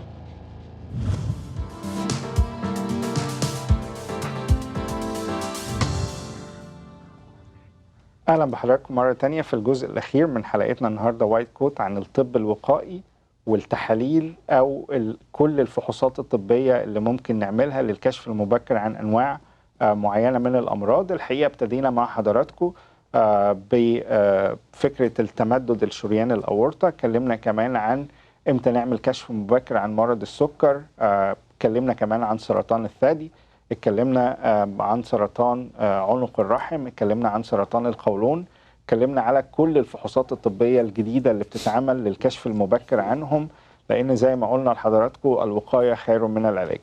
ركزنا كتير بالذات في سرطان الثدي وسرطان عنق الرحم على السيدات. الحقيقة بالنسبة للرجال واحد من أكتر السرطانات المنتشرة جدا في العالم هو سرطان البروستاتا. Dr. Blaine, prostate cancer for men. Statistics and screening tools for it. And let's go talk about, a lot of them are controversial. So let's talk about this part. So prostate cancer screening is a little bit controversial these days, but it's actually clearer than it sounds. This is near and dear to my heart. My uncle got diagnosed at age 49 with metastatic prostate cancer, and my cousin just had his prostate removed last month at age 54. But those are second-degree relatives, right. So that doesn't necessarily give me a big increased risk. But prostate cancer is the second leading cause of cancer death among men in the United States. Wow. 189,000 new cases every year. Just like all cancers, the risk increases with age. It's about 6.5% risk at age 60. Wow. If you, one statistic I always think is fascinating, if you do an autopsy on 75-year-old men who passed away of any cause, 85% of them have prostate cancer. In the vast majority of those, though, it had nothing to do with why they died. Okay. So you're going to die with prostate cancer most of the time and not of prostate cancer. There's ethnic differences. And the reason to talk about all this is it leads to different ways we screen people. Okay. So Asian Pacific Islanders, relative risk 1.0, African American 3.33. So, 3 times the risk in African American men. So, if we're going to screen for in African American men, typically I would start at age 45 instead of age 50, for example. That's just one example because they're higher risk. So black men have a higher incidence rate of prostate cancer. Most men will not die of their disease. Okay. I have a question here, since you said most men will die not of the prostate cancer, right? So how it's the second leading cause of cancer death among men in the United States? Is it like a little bit contradicting here? No, it's still extremely a common cancer. I think even that part is controversial. Like, then why is it still the second leading cause? And I think part of that may or may not have to do with decreased screening rates these days. Okay. That we still have to get studies to show that. But that being said, what a lot of clinicians and general family practice doctors and internal medicine and doctors are doing these days, you're walking into the office at age 50 and the doc, I've heard it happen, the doc says, the recommendations say don't screen, so I recommend you don't do the screening. That's not what the recommendations say. Okay. The recommendations, it's a conversation. It's always a conversation saying, and I can tell you my. It's an agreement. Yeah. Well, so I personally sit down with every patient who's in this over 50 age group, and I say, the recommendations don't necessarily support cancer screening. And I describe to them what prostate cancer screening is. It's always 2 things. It's a digital rectal exam, so I can feel the prostate on the rectal exam, and it's a PSA blood test. So I tell them what it is. I say, it's not, these 2 tests are not really accurate at identifying prostate cancer. So that's one of the things you got to think about. And if we identify prostate cancer, all the treatments don't necessarily add years onto your life.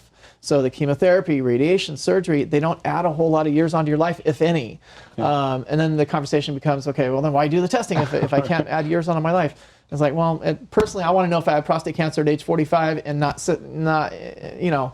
die. I've diagnosed plenty of prostate cancers in people in their 50s, and I know I added years onto their life by diagnosing it early, but the evidence-based medicine doesn't necessarily support that. Okay. So those are the statistics. What are the screening tools that we can use? How accurate they are? How often we can do them? So starting the new recommendation is age 55 to 69. We used to start at 50, and for the recommendations. That being said, I personally started at age 50 in my practice, but it says the U.S. Preventive Task Force Services says 55 to 69 years old, and it doesn't say do a rectal exam and a prostate exam. It says have a discussion. Okay. So you're having a discussion with your patient. You're describing the recommendations. You're describing the risks of getting the test. You're describing possible false positives, for example. Okay. And by the way, it's really important to realize that this discussion and every discussion we're talking about in this talk today is in asymptomatic patients. It's in people who have no symptoms. Okay. If you go to your doctor and say, Doc, I'm urinating 4 times a night, or my stream is decreased, I'm going to screen for prostate cancer. Now I'm looking for it because you just told me a symptom. This is for people who have no symptoms. That's very important to tell our audience. It's those kind of screening tests for asymptomatic people. Yeah, like no you don't have to have the all. symptoms to get screened. Right. And then so it's important that if you have symptoms, we're gonna look for it. Now you're getting everything. And you can say no, of course, but I'm going to say, yeah, we should do a PSA. We should do a rectal exam. And I may or may not send you to a urologist, for example. But anytime you have symptoms, we're screening. That is not part of this discussion. We're going to look for everything. Okay. I have a question here. They're asking about the blood test, which is PSA. Is it by itself accurate enough to diagnose prostate cancer? It's not. It's not a very accurate blood test to diagnose prostate cancer. And I have people do it in my practice all the time. They go, Doc, I don't want to do that rectal exam. That's what he just said exactly. He doesn't like the unpleasant test. Which I know. They say, I just want the blood test. And I'm flat out going to say it's not very accurate. And not only that, if the PSA ends up elevated, you probably don't have prostate cancer anyway. It's probably prostatitis, like an infection, or it's BPH, which is swelling of the prostate. So most of the time the PSA blood test is elevated anyway, it's not prostate cancer, it's something else. Okay. We have a phone call from California. بنت الرب من كاليفورنيا اتفضلي. نقصت 10 باوند في خلال سنة وعمالة أخس وماليش نفس الأكل وعملت كل التحليلات كويسة بس ما عملتش القولون والمعدة. معلش أنا ما سمعتش الجزء الأول من حضرتك. حضرتك في آخر سنة بتخسي؟ خسيت 10 باوند في خلال سنة. أوكي. وماليش نفس الأكل. أوكي. عملت كل التحليلات والإشاعات ما فيش غير عملت المعدة قبل كده قال في التهاب. اوكي. والقولون قال في تقرحات من 5 سنين. اوكي. حضرتك عملتي كل التحاليل الثانية؟ إشاعات وتحليلات وكل حاجة. Okay. She has been losing weight lately, 10 pounds in the last year. She doesn't have an appetite. And she has done all kind of like screening test, I think. حضرتك عملتي القولون كمان؟ عملت القولون من 5 سنين طلع فيه تقيحات. She has done colonoscopy and she had ulcers on it.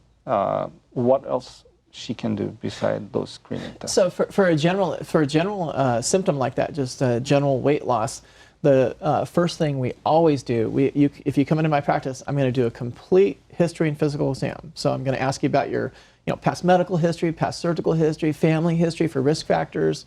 I'm going to ask social history about smoking, drugs, alcohol. I'm going to go through a big review of systems, and that just asks specific questions about shortness of breath or nausea, vomiting, or diarrhea. So I'm going to ask every symptom that might be relevant to the weight loss. Complete review of systems. I'm going to get a blood test and check just standard screening blood tests, and depending on your age. So if you're 50, I may or may not, screen for a mammogram, or if you're female and you haven't done a woman exam, for example, I'm saying let's get a pap smear, let's get a pelvic exam, mammogram, breast exam. So we look for everything. Okay.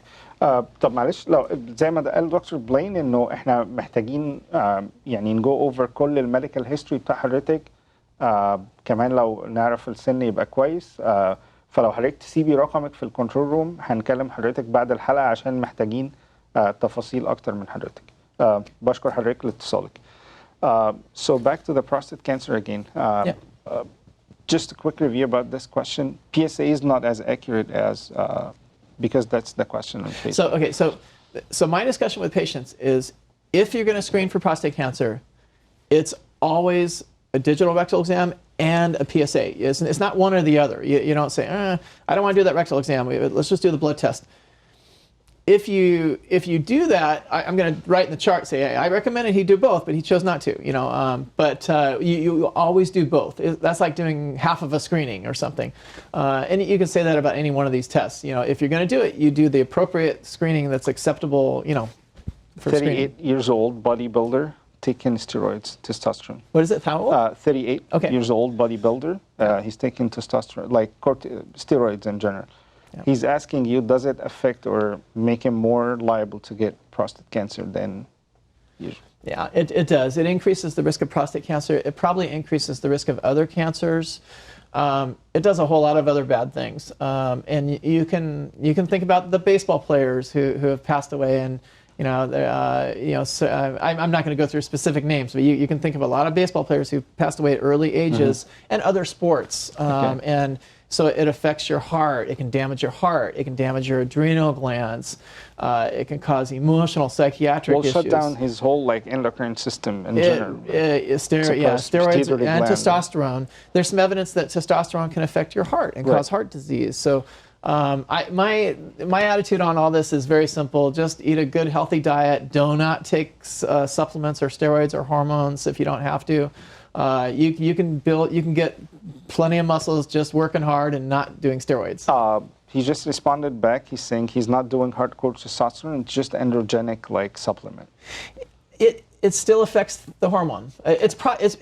It probably is safe. It is. It's pre-testosterone. But the answer is there's no evidence-based medicine to tell me or anybody else or the patient or a doctor. There's no evidence-based medicine to say it's safe or it's not safe. Okay. So people come to me with all these supplements and say, Doc, I'm taking this. Is it safe? And in a respectful way, I say, I don't know, because there's no studies to show that it's safe or not safe. But definitely, doing any kind of steroids would affect his hormonal system. Steroids are not good, and then it causes all kinds of problems, especially in young men. It causes erectile dysfunction. You may or may not be able to have kids someday. There's other risks. Okay.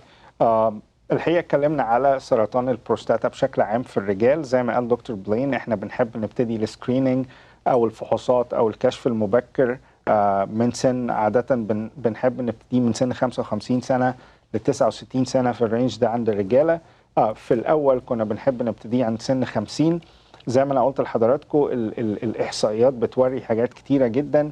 تاني سبب من أسباب الكانسر في الرجال بشكل عام في 2002 189 ألف حالة اتشخصت بالبروستات كانسر. بتزيد في بعض الافراد عن او في بعض الاثنكس جروب عن الجروبس الثانيه. اكتر حد بيحصل له سرطان البروستاتا بشكل عام هم الافريكان امريكان او الناس اللي هي من اصول افريقيه ذو بشره سمراء بيحصل لهم اكتر من غيرهم. كمان مهم جدا ان احنا حاجتين بيتعملوا للكشف المبكر عن سرطان البروستاتا. اولهم على الاطلاق اللي هو تحليل دم بسيط جدا، حاجه اسمها البي اس اي او البروستات سبيسيفيك انتيجين. ده بيوري حاله البروستاتا عامله ازاي، ولكن ممكن يعلى في كتير من الاوقات نتيجه التهابات او حاجات كده، ولكن اذا طلع نورمال بشكل عام بيطمنا بشكل كبير.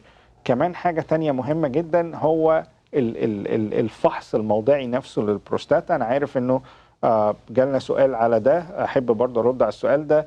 بيقول ان هو ما بيحبش فكره الفحص الموضعي بشكل عام، فهل تحليل البي اس اي لوحده كافي؟ زي ما الدكتور بلين قال مش سنسيتيف كفايه، ففكره الفحص الموضعي كمان بتبين حاجات مهمه جدا. فده عاده زي ما انا بقول من سن 55 ل 69 مهم جدا ان احنا لما نزور الدكتور بتاعنا. انا عارف انه كتير بيكرهوا فكره الفحص الموضعي ولكنه مهم. كمان تحليل الدم ده مهم جدا بشكل عام. للشاب اللي بعت لنا وسالنا على ان هو بادي بيلدر بيحب يروح الجيم والحاجات دي، بيستخدم بعض الاسترويدات، فهل ده بيأثر عليه مستقبلا؟ زي ما دكتور بلين قال انه ده بشكل عام بيأثر على كل الهرمونات اللي في جسمك بشكل عام، بيعمل نوع من انواع ضعف الانتصاب، كمان بيزود القابليه بتاعت حضرتك لسرطان البروستات على اللونج ران، يعني بعد سن ال50 بشكل عام. فمن فضل حضرتك اللي بيروحوا الجيم، نصيحه لكل الشباب مش بس للشاب ده، نصيحه لكل الشباب انه قدر الامكان نبتعد عن فكره الاستيرويدز والبادي بيلدرز والناس اللي بتروح الجيم والحاجات دي، لانه ده مهم جدا جدا.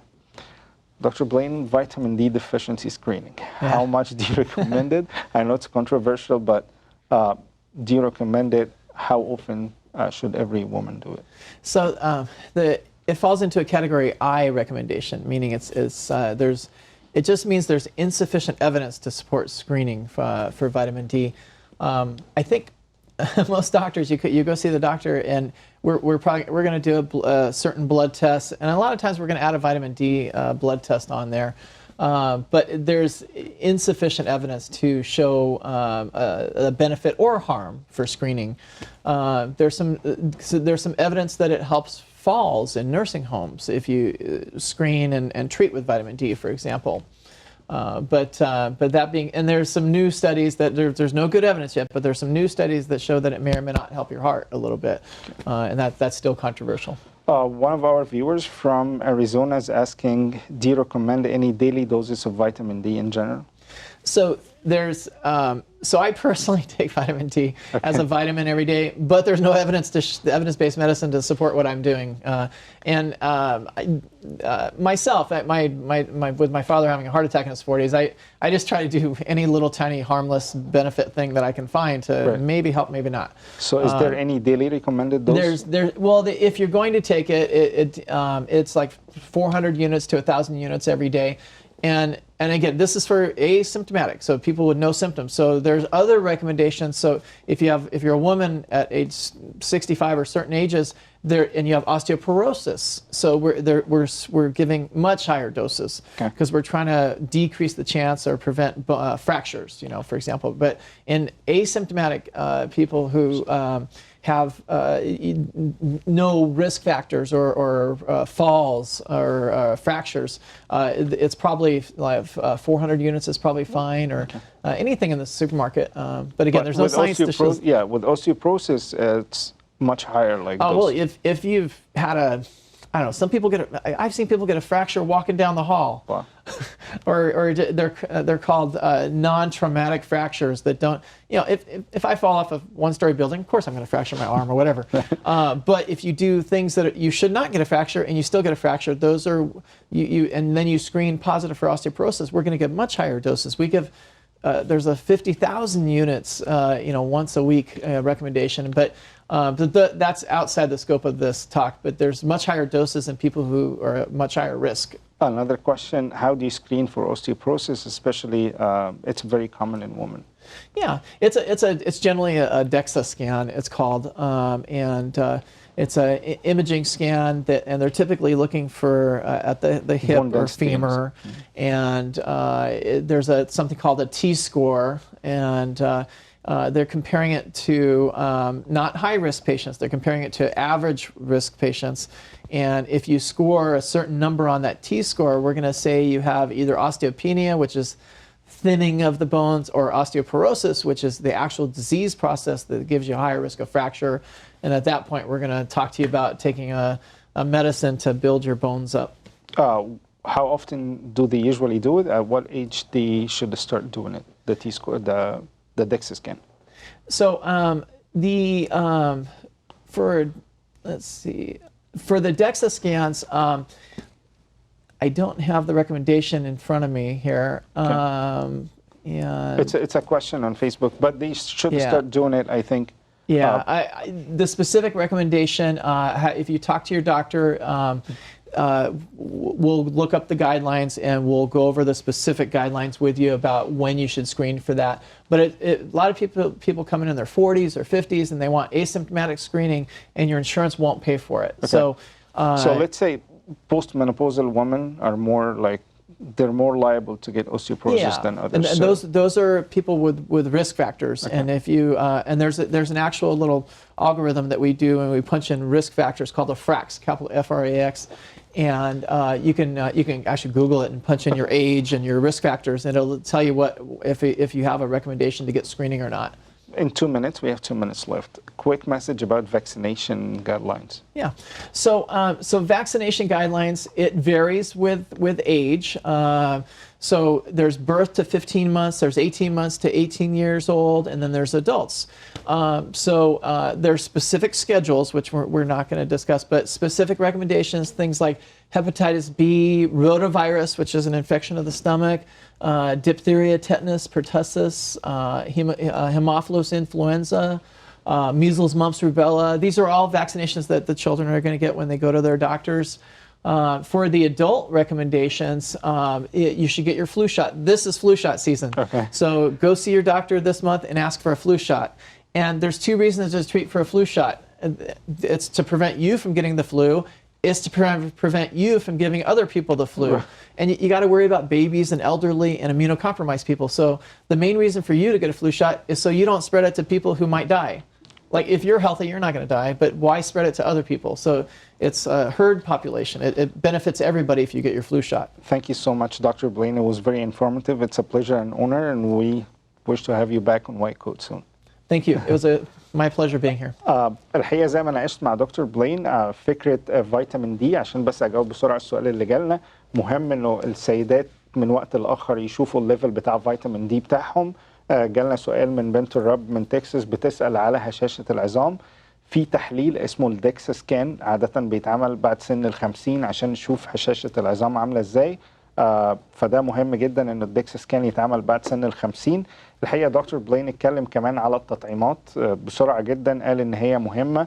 في تطعيمات من سن الولادة لسن 15 شهر، هنزل الجدول على صفحتنا على الفيسبوك النهاردة، ومن 18 شهر ل 18 سنة، وفي تطعيمات حتى للكبار المفروض يعملوها. هتكلم بالتحديد على التطعيم ضد الانفلونزا، قال انه مهم جدا، بيقلل معدلات اصابتك بالانفلونزا كل سنة، وما بيخليكش كمان معدي للاخرين. الحقيقة بشكر حضراتكم حسن الاستماع النهاردة وحسن المشاهدة، ونلقاكم على خير ان شاء الله في حلقة جديدة. I would like to thank all of our viewers for following us on Facebook specifically. Thank you so much for listening today, and we'll see you next week on White Coat.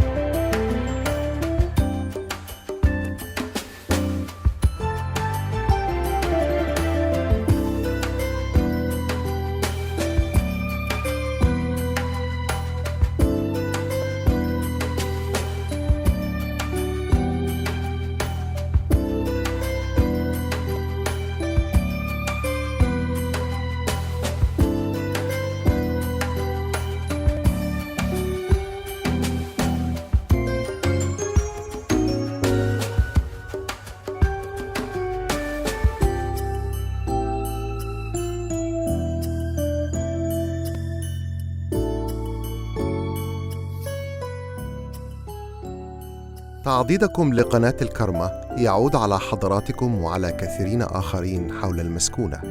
كن عونا لقناة الكرمة واكرم الرب من مالك، فالمروي هو أيضا يروى، والمعطي المسرور يحبه الرب.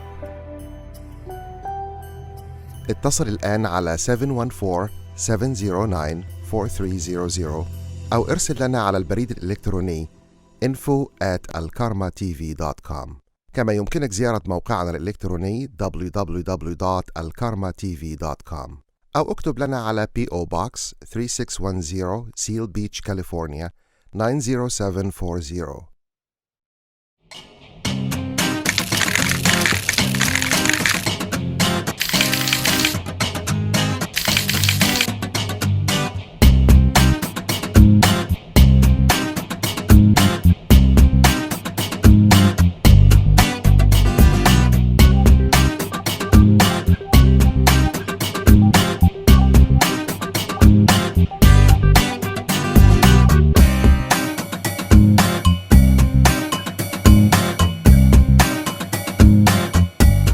Hi and welcome to Transform, a program where you get to see firsthand how ordinary people are transformed by extraordinary power. I'm your host, Rebecca Marwini, and today we're going to be discussing the important topic of spiritual warfare. To discuss those things with us, we have special guest, Ron Baker. Ron, thank you for joining us today. It's a pleasure, Rebecca, to be with you. Ron, I'm wondering if you could tell us, what is spiritual warfare? That question is a very good question, because not only have I have to answer that for myself and answer it in such a way that people can understand it, but first of all, let me ask the viewers who are watching this program, what is spiritual warfare to you? How would you define spiritual warfare? Have you ever been involved in spiritual warfare? Has it really affected your life in any way, shape or form? What is it? The question has been asked by many, many people. What is it? Spiritual warfare is very much similar to ordinary warfare. In ordinary warfare, we see people killed, we see them wounded, and we see them maimed for life.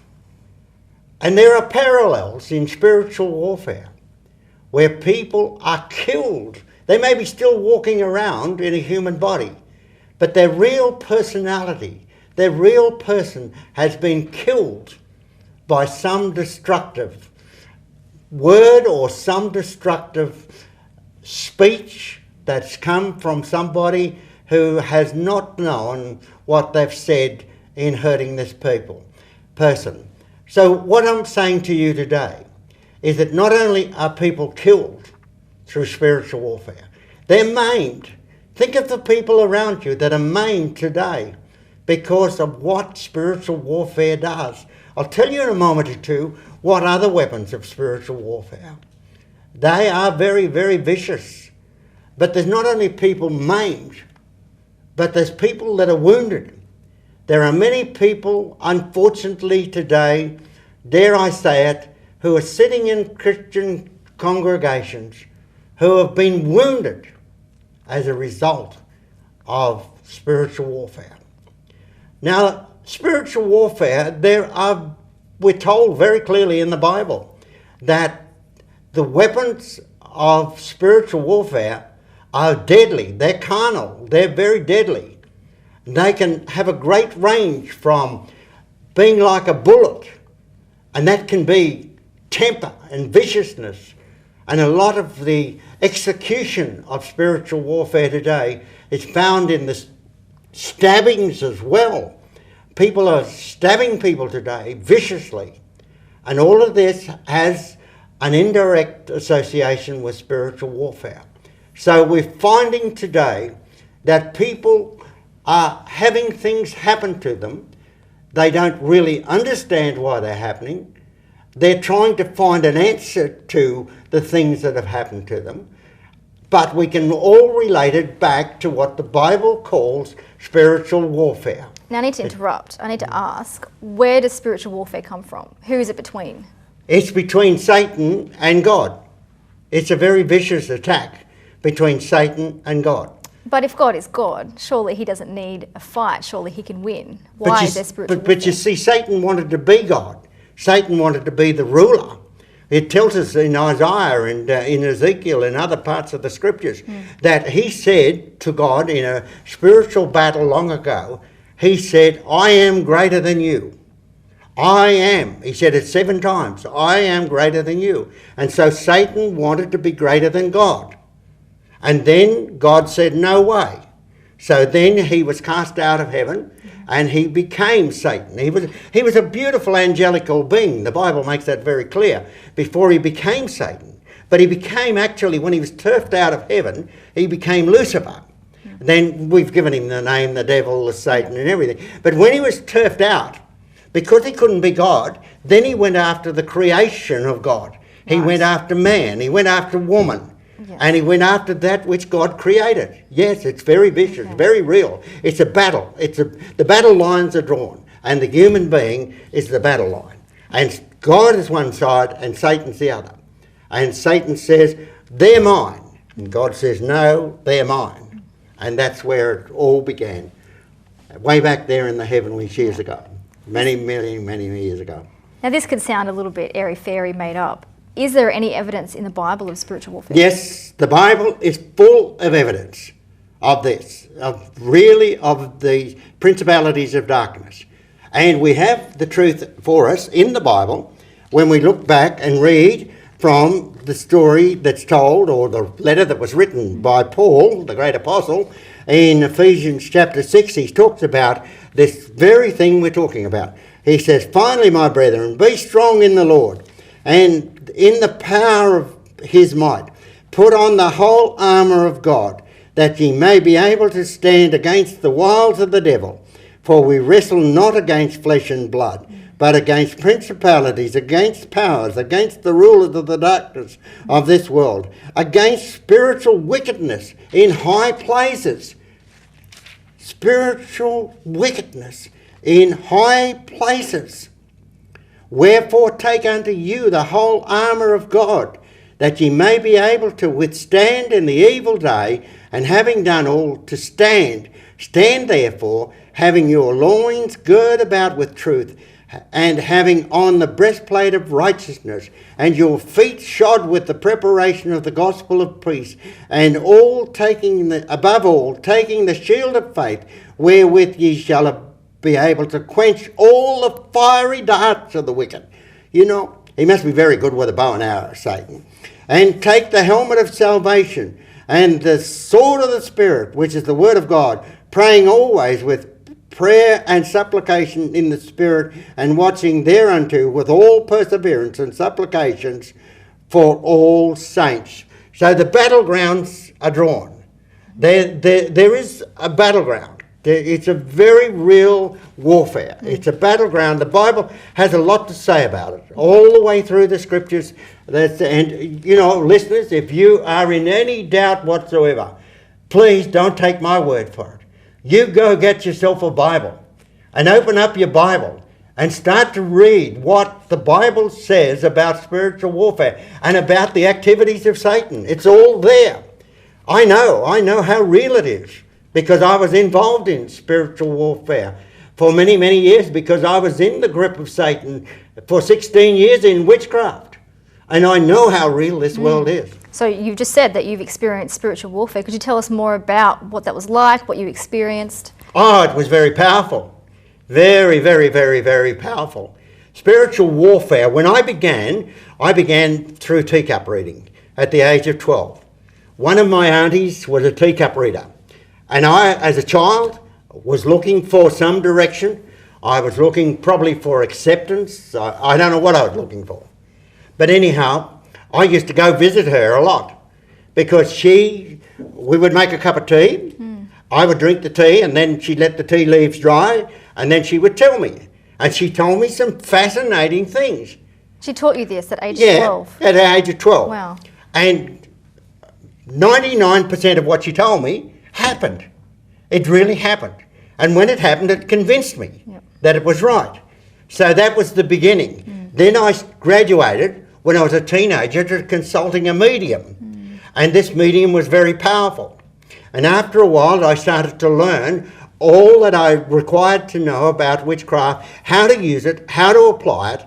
And because I was insecure, because I had very low self-esteem, I just, when I would use this, I suppose, weapon that I had, I would hurt a lot of people, and not only that, I would wound them probably for life. But what it did give to me was what I wanted more than anything, and that was acceptance. It gave me power. It gave me control. It gave me the wherewithal to intimidate people. Yeah. Rebecca, when I was involved in witchcraft, I could sit here and intimidate you, and within 5 minutes I could manipulate you, and within another 5 minutes I could control you. Wow, that's a bit scary. And that, what happened, I came to Sydney and married a beautiful girl, and that's what happened for the first 6 years in our marriage. It was just purely intimidation. It was purely control. It was purely, you will do as I say, right? And I suppose when I look back, the tragedy was, for me, my wife was such a loving person that she thought ultimately that it was just the natural thing for her to do. But it wasn't the natural. I mean, I did not allow her to have the right to have a say. I did not allow her the right to make any decision or have any choice in anything that we did. It was what I said, this goes, and that's it. Yeah. And that's how powerful it is. It's so powerful. It's so powerful. And not only that, I mean, we talk about the energy that races through your body. I mean, I had a Nash car that weighed 3,500 weight, and in a moment of anger, I could lift that up by the steel bumper bar off the ground with no trouble at all. Yeah. I mean, the strength was there. And if I hit somebody, I would put them straight through a door. I mean, it was powerful. It was powerful. Yeah. It was frightening. Yeah. It was frightening. But I also used to astral travel. Yes. And a lot of people don't believe in astral traveling. But I know that it's true. You get out of the body and you do travel. We have these out-of-the-body experiences now, where people are in an accident and they're out of the body and they're seeing what's happened, and they see what happened on the operating table. But in the spiritual realm of Satan, to get out of the body and astral travel, you can roam anywhere. And one of the most fearful experiences towards the end of my days in witchcraft was I was astral traveling and I didn't think I was going to get it back in the body. And somebody asked me one time, how did that feel? That was the most frightening experience I'd ever gone through in my life. Then I've been asked this question. Okay, what if people die and the spirit doesn't get back? Well, you've got a spirit roaming out there in the open, right? Now, a lot of people will think that's a lot of rot. They'll say to you, oh, Ron, yeah, no, don't give us that. But I can take you to places where a man has been murdered, or somebody has been, where the spirit has departed from that body, and you can be riding a horse up to that point and the horse won't go past that point because the horse is sensitive to what happened at that point.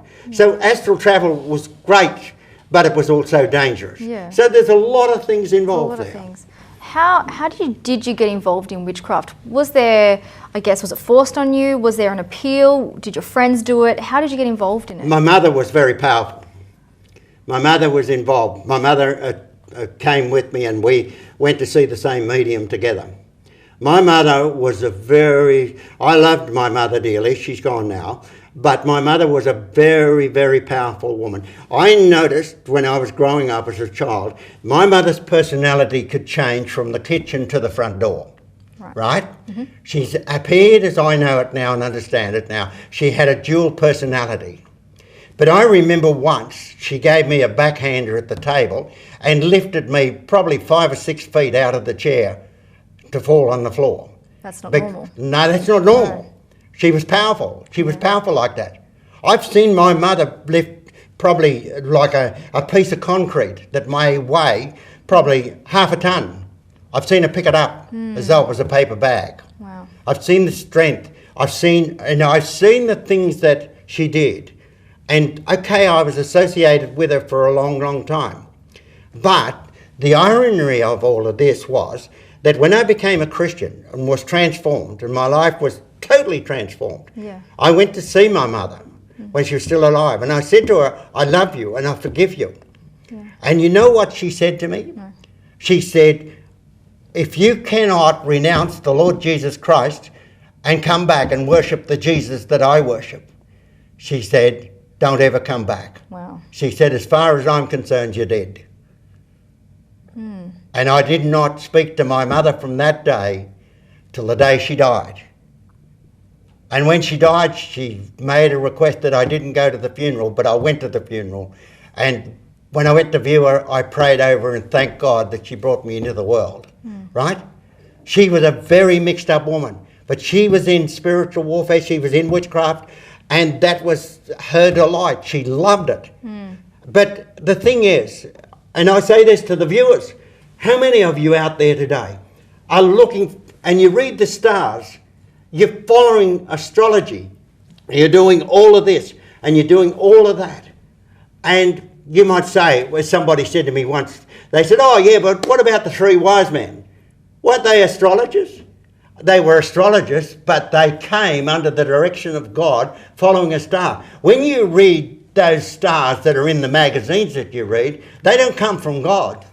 They come from Satan through a human being. And I'd like you to think about that. Now, I've got friends that read those star signs in the magazines, and they would tell me that they're harmless, that it's just a piece of entertainment. What do you say against that? Well, are they harmless? You know, are they harmless? Like, supposing we're reading, say we were reading, like, I mean, my birthday, I think it comes under Capricorn, right? Now, the medium that I visited years ago told me that I would never, ever marry another person whose birthday was a Capricorn, and that I was going to marry a 6'4" blonde, right? So what did I do? I married a 4'8" brunette whose birthday is 11 hours different to mine. Mine's on the 23rd of December 1930, and Beryl was born on the 24th of December 1930. 11 hours between us. And we've got 59 years of marriage behind us. So something's working on God's side, right? So the medium must have got it all wrong. But what some of these stars do is that they put people into a false kind of, you know, oh, I'm going to win the lottery. I'm going to do this. I'm going to do something like that. But, you know, it's all premeditated. And if you premeditate something into somebody's mind, you can so convince them. You can so convince them. I know on one occasion, this medium I went to see, she had a young man come to see her, and she said to him, within 10 minutes, you will be dead. And he walked out of her office, crossed the street, was hit by a vehicle, and was killed. Now, that was planted in the mind, you see. And this is what happens with witchcraft. When it's planted in the mind, and then it goes into the subconscious or into the conscious, right, then it starts to control. And this is what's happening. And it can start in the simplest of ways, even through just reading those things or teacup reading or anything like that. Okay, so what about Hollywood? Because our lives are surrounded by media. I mean, we've got television, music, movies. You know, I'm thinking of television shows like Supernatural or Medium, or even the movie like Harry Potter. Surely these things are harmless, just entertainment. Well, there's two ways of looking at this, right? Now, are they harmless? That's the question we've got to ask ourselves. That's the question I want to ask the audience today. Are these harmless? Do you think they're harmless? Right? Now, I have different points of view. I'm not going to put Harry Potter down and say, you know, it's this or it's that. Or I'm not going to say Hollywood's this or it's that. But what I am going to say, why are these different movies being made? Are they a method of alerting us to what's going on in spiritual warfare and in witchcraft? Are they? Look at the movie Armageddon. Look at the movie 2012. Look at all these movies that are being made. Are they a method of alerting us that something is wrong? So we need to stand back and we need to analyse what Hollywood is doing. Hollywood is giving the world a wake-up call, really. And I'm one person who doesn't get into the detail of whether it's going to affect you or not. I know in my own heart from my past that it does affect you. I know as a boy, after the teacup reading, going through horrible nightmares and screaming through the night. You know, those kind of things, yes. Maybe it's a wake-up call. So maybe what we should be doing is, rather than just allowing any movie or television to enter our mind, we should be filtering what we see. Oh yes, I'm very, very strict. And we have the choice to get up and push the button. We have that choice. I mean, people say, you know, a lot of people come to me times and time and again, and they say, well, we don't have the right of choice. I say, yes, you do. You have the right of choice in everything. Look, I've been sober 52 years. Wow. Now, I've got the right of choice today to pick up a glass of alcohol or not pick it up, right? I choose not to pick it up. And it's the same with these movies. I choose not to view them because I don't want them to go in through my eye gate. I don't want them to go into my mind in any shape, form. I will not read books of that nature. And I will not allow myself to be in the company of other people that are involved in that. Yeah, that's good. Because it becomes damaging, very damaging. Now, spiritual warfare might sound a bit scary, you know, with the whole demonic, satanic thing, witchcraft, teacup readings. Is this something that we should be scared of? Nothing. If you are let me say to the viewers, if you are a committed Christian, you have nothing to be afraid of in spiritual warfare, because the Lord Jesus says, greater is he that is within you than he that's within the world. And Satan is referred to in the Bible as the ruler of the world, but he's not.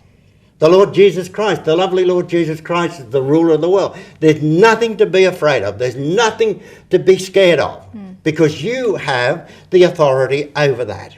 And you've just got to take the authority. You know, as Paul says in Ephesians, you've got to stand. You've got to take a stand. You've got to be firm about this.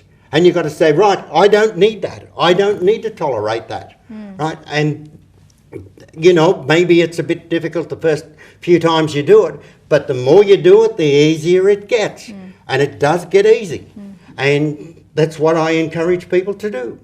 But the Bible is full of great truths about it. When I had to write a thesis for my ordination, when I finished college, I wrote on a subject, is Satan a reality? And this book, The Prince of Darkness, was one of the foundational books that I used. But I love what he has to say about here.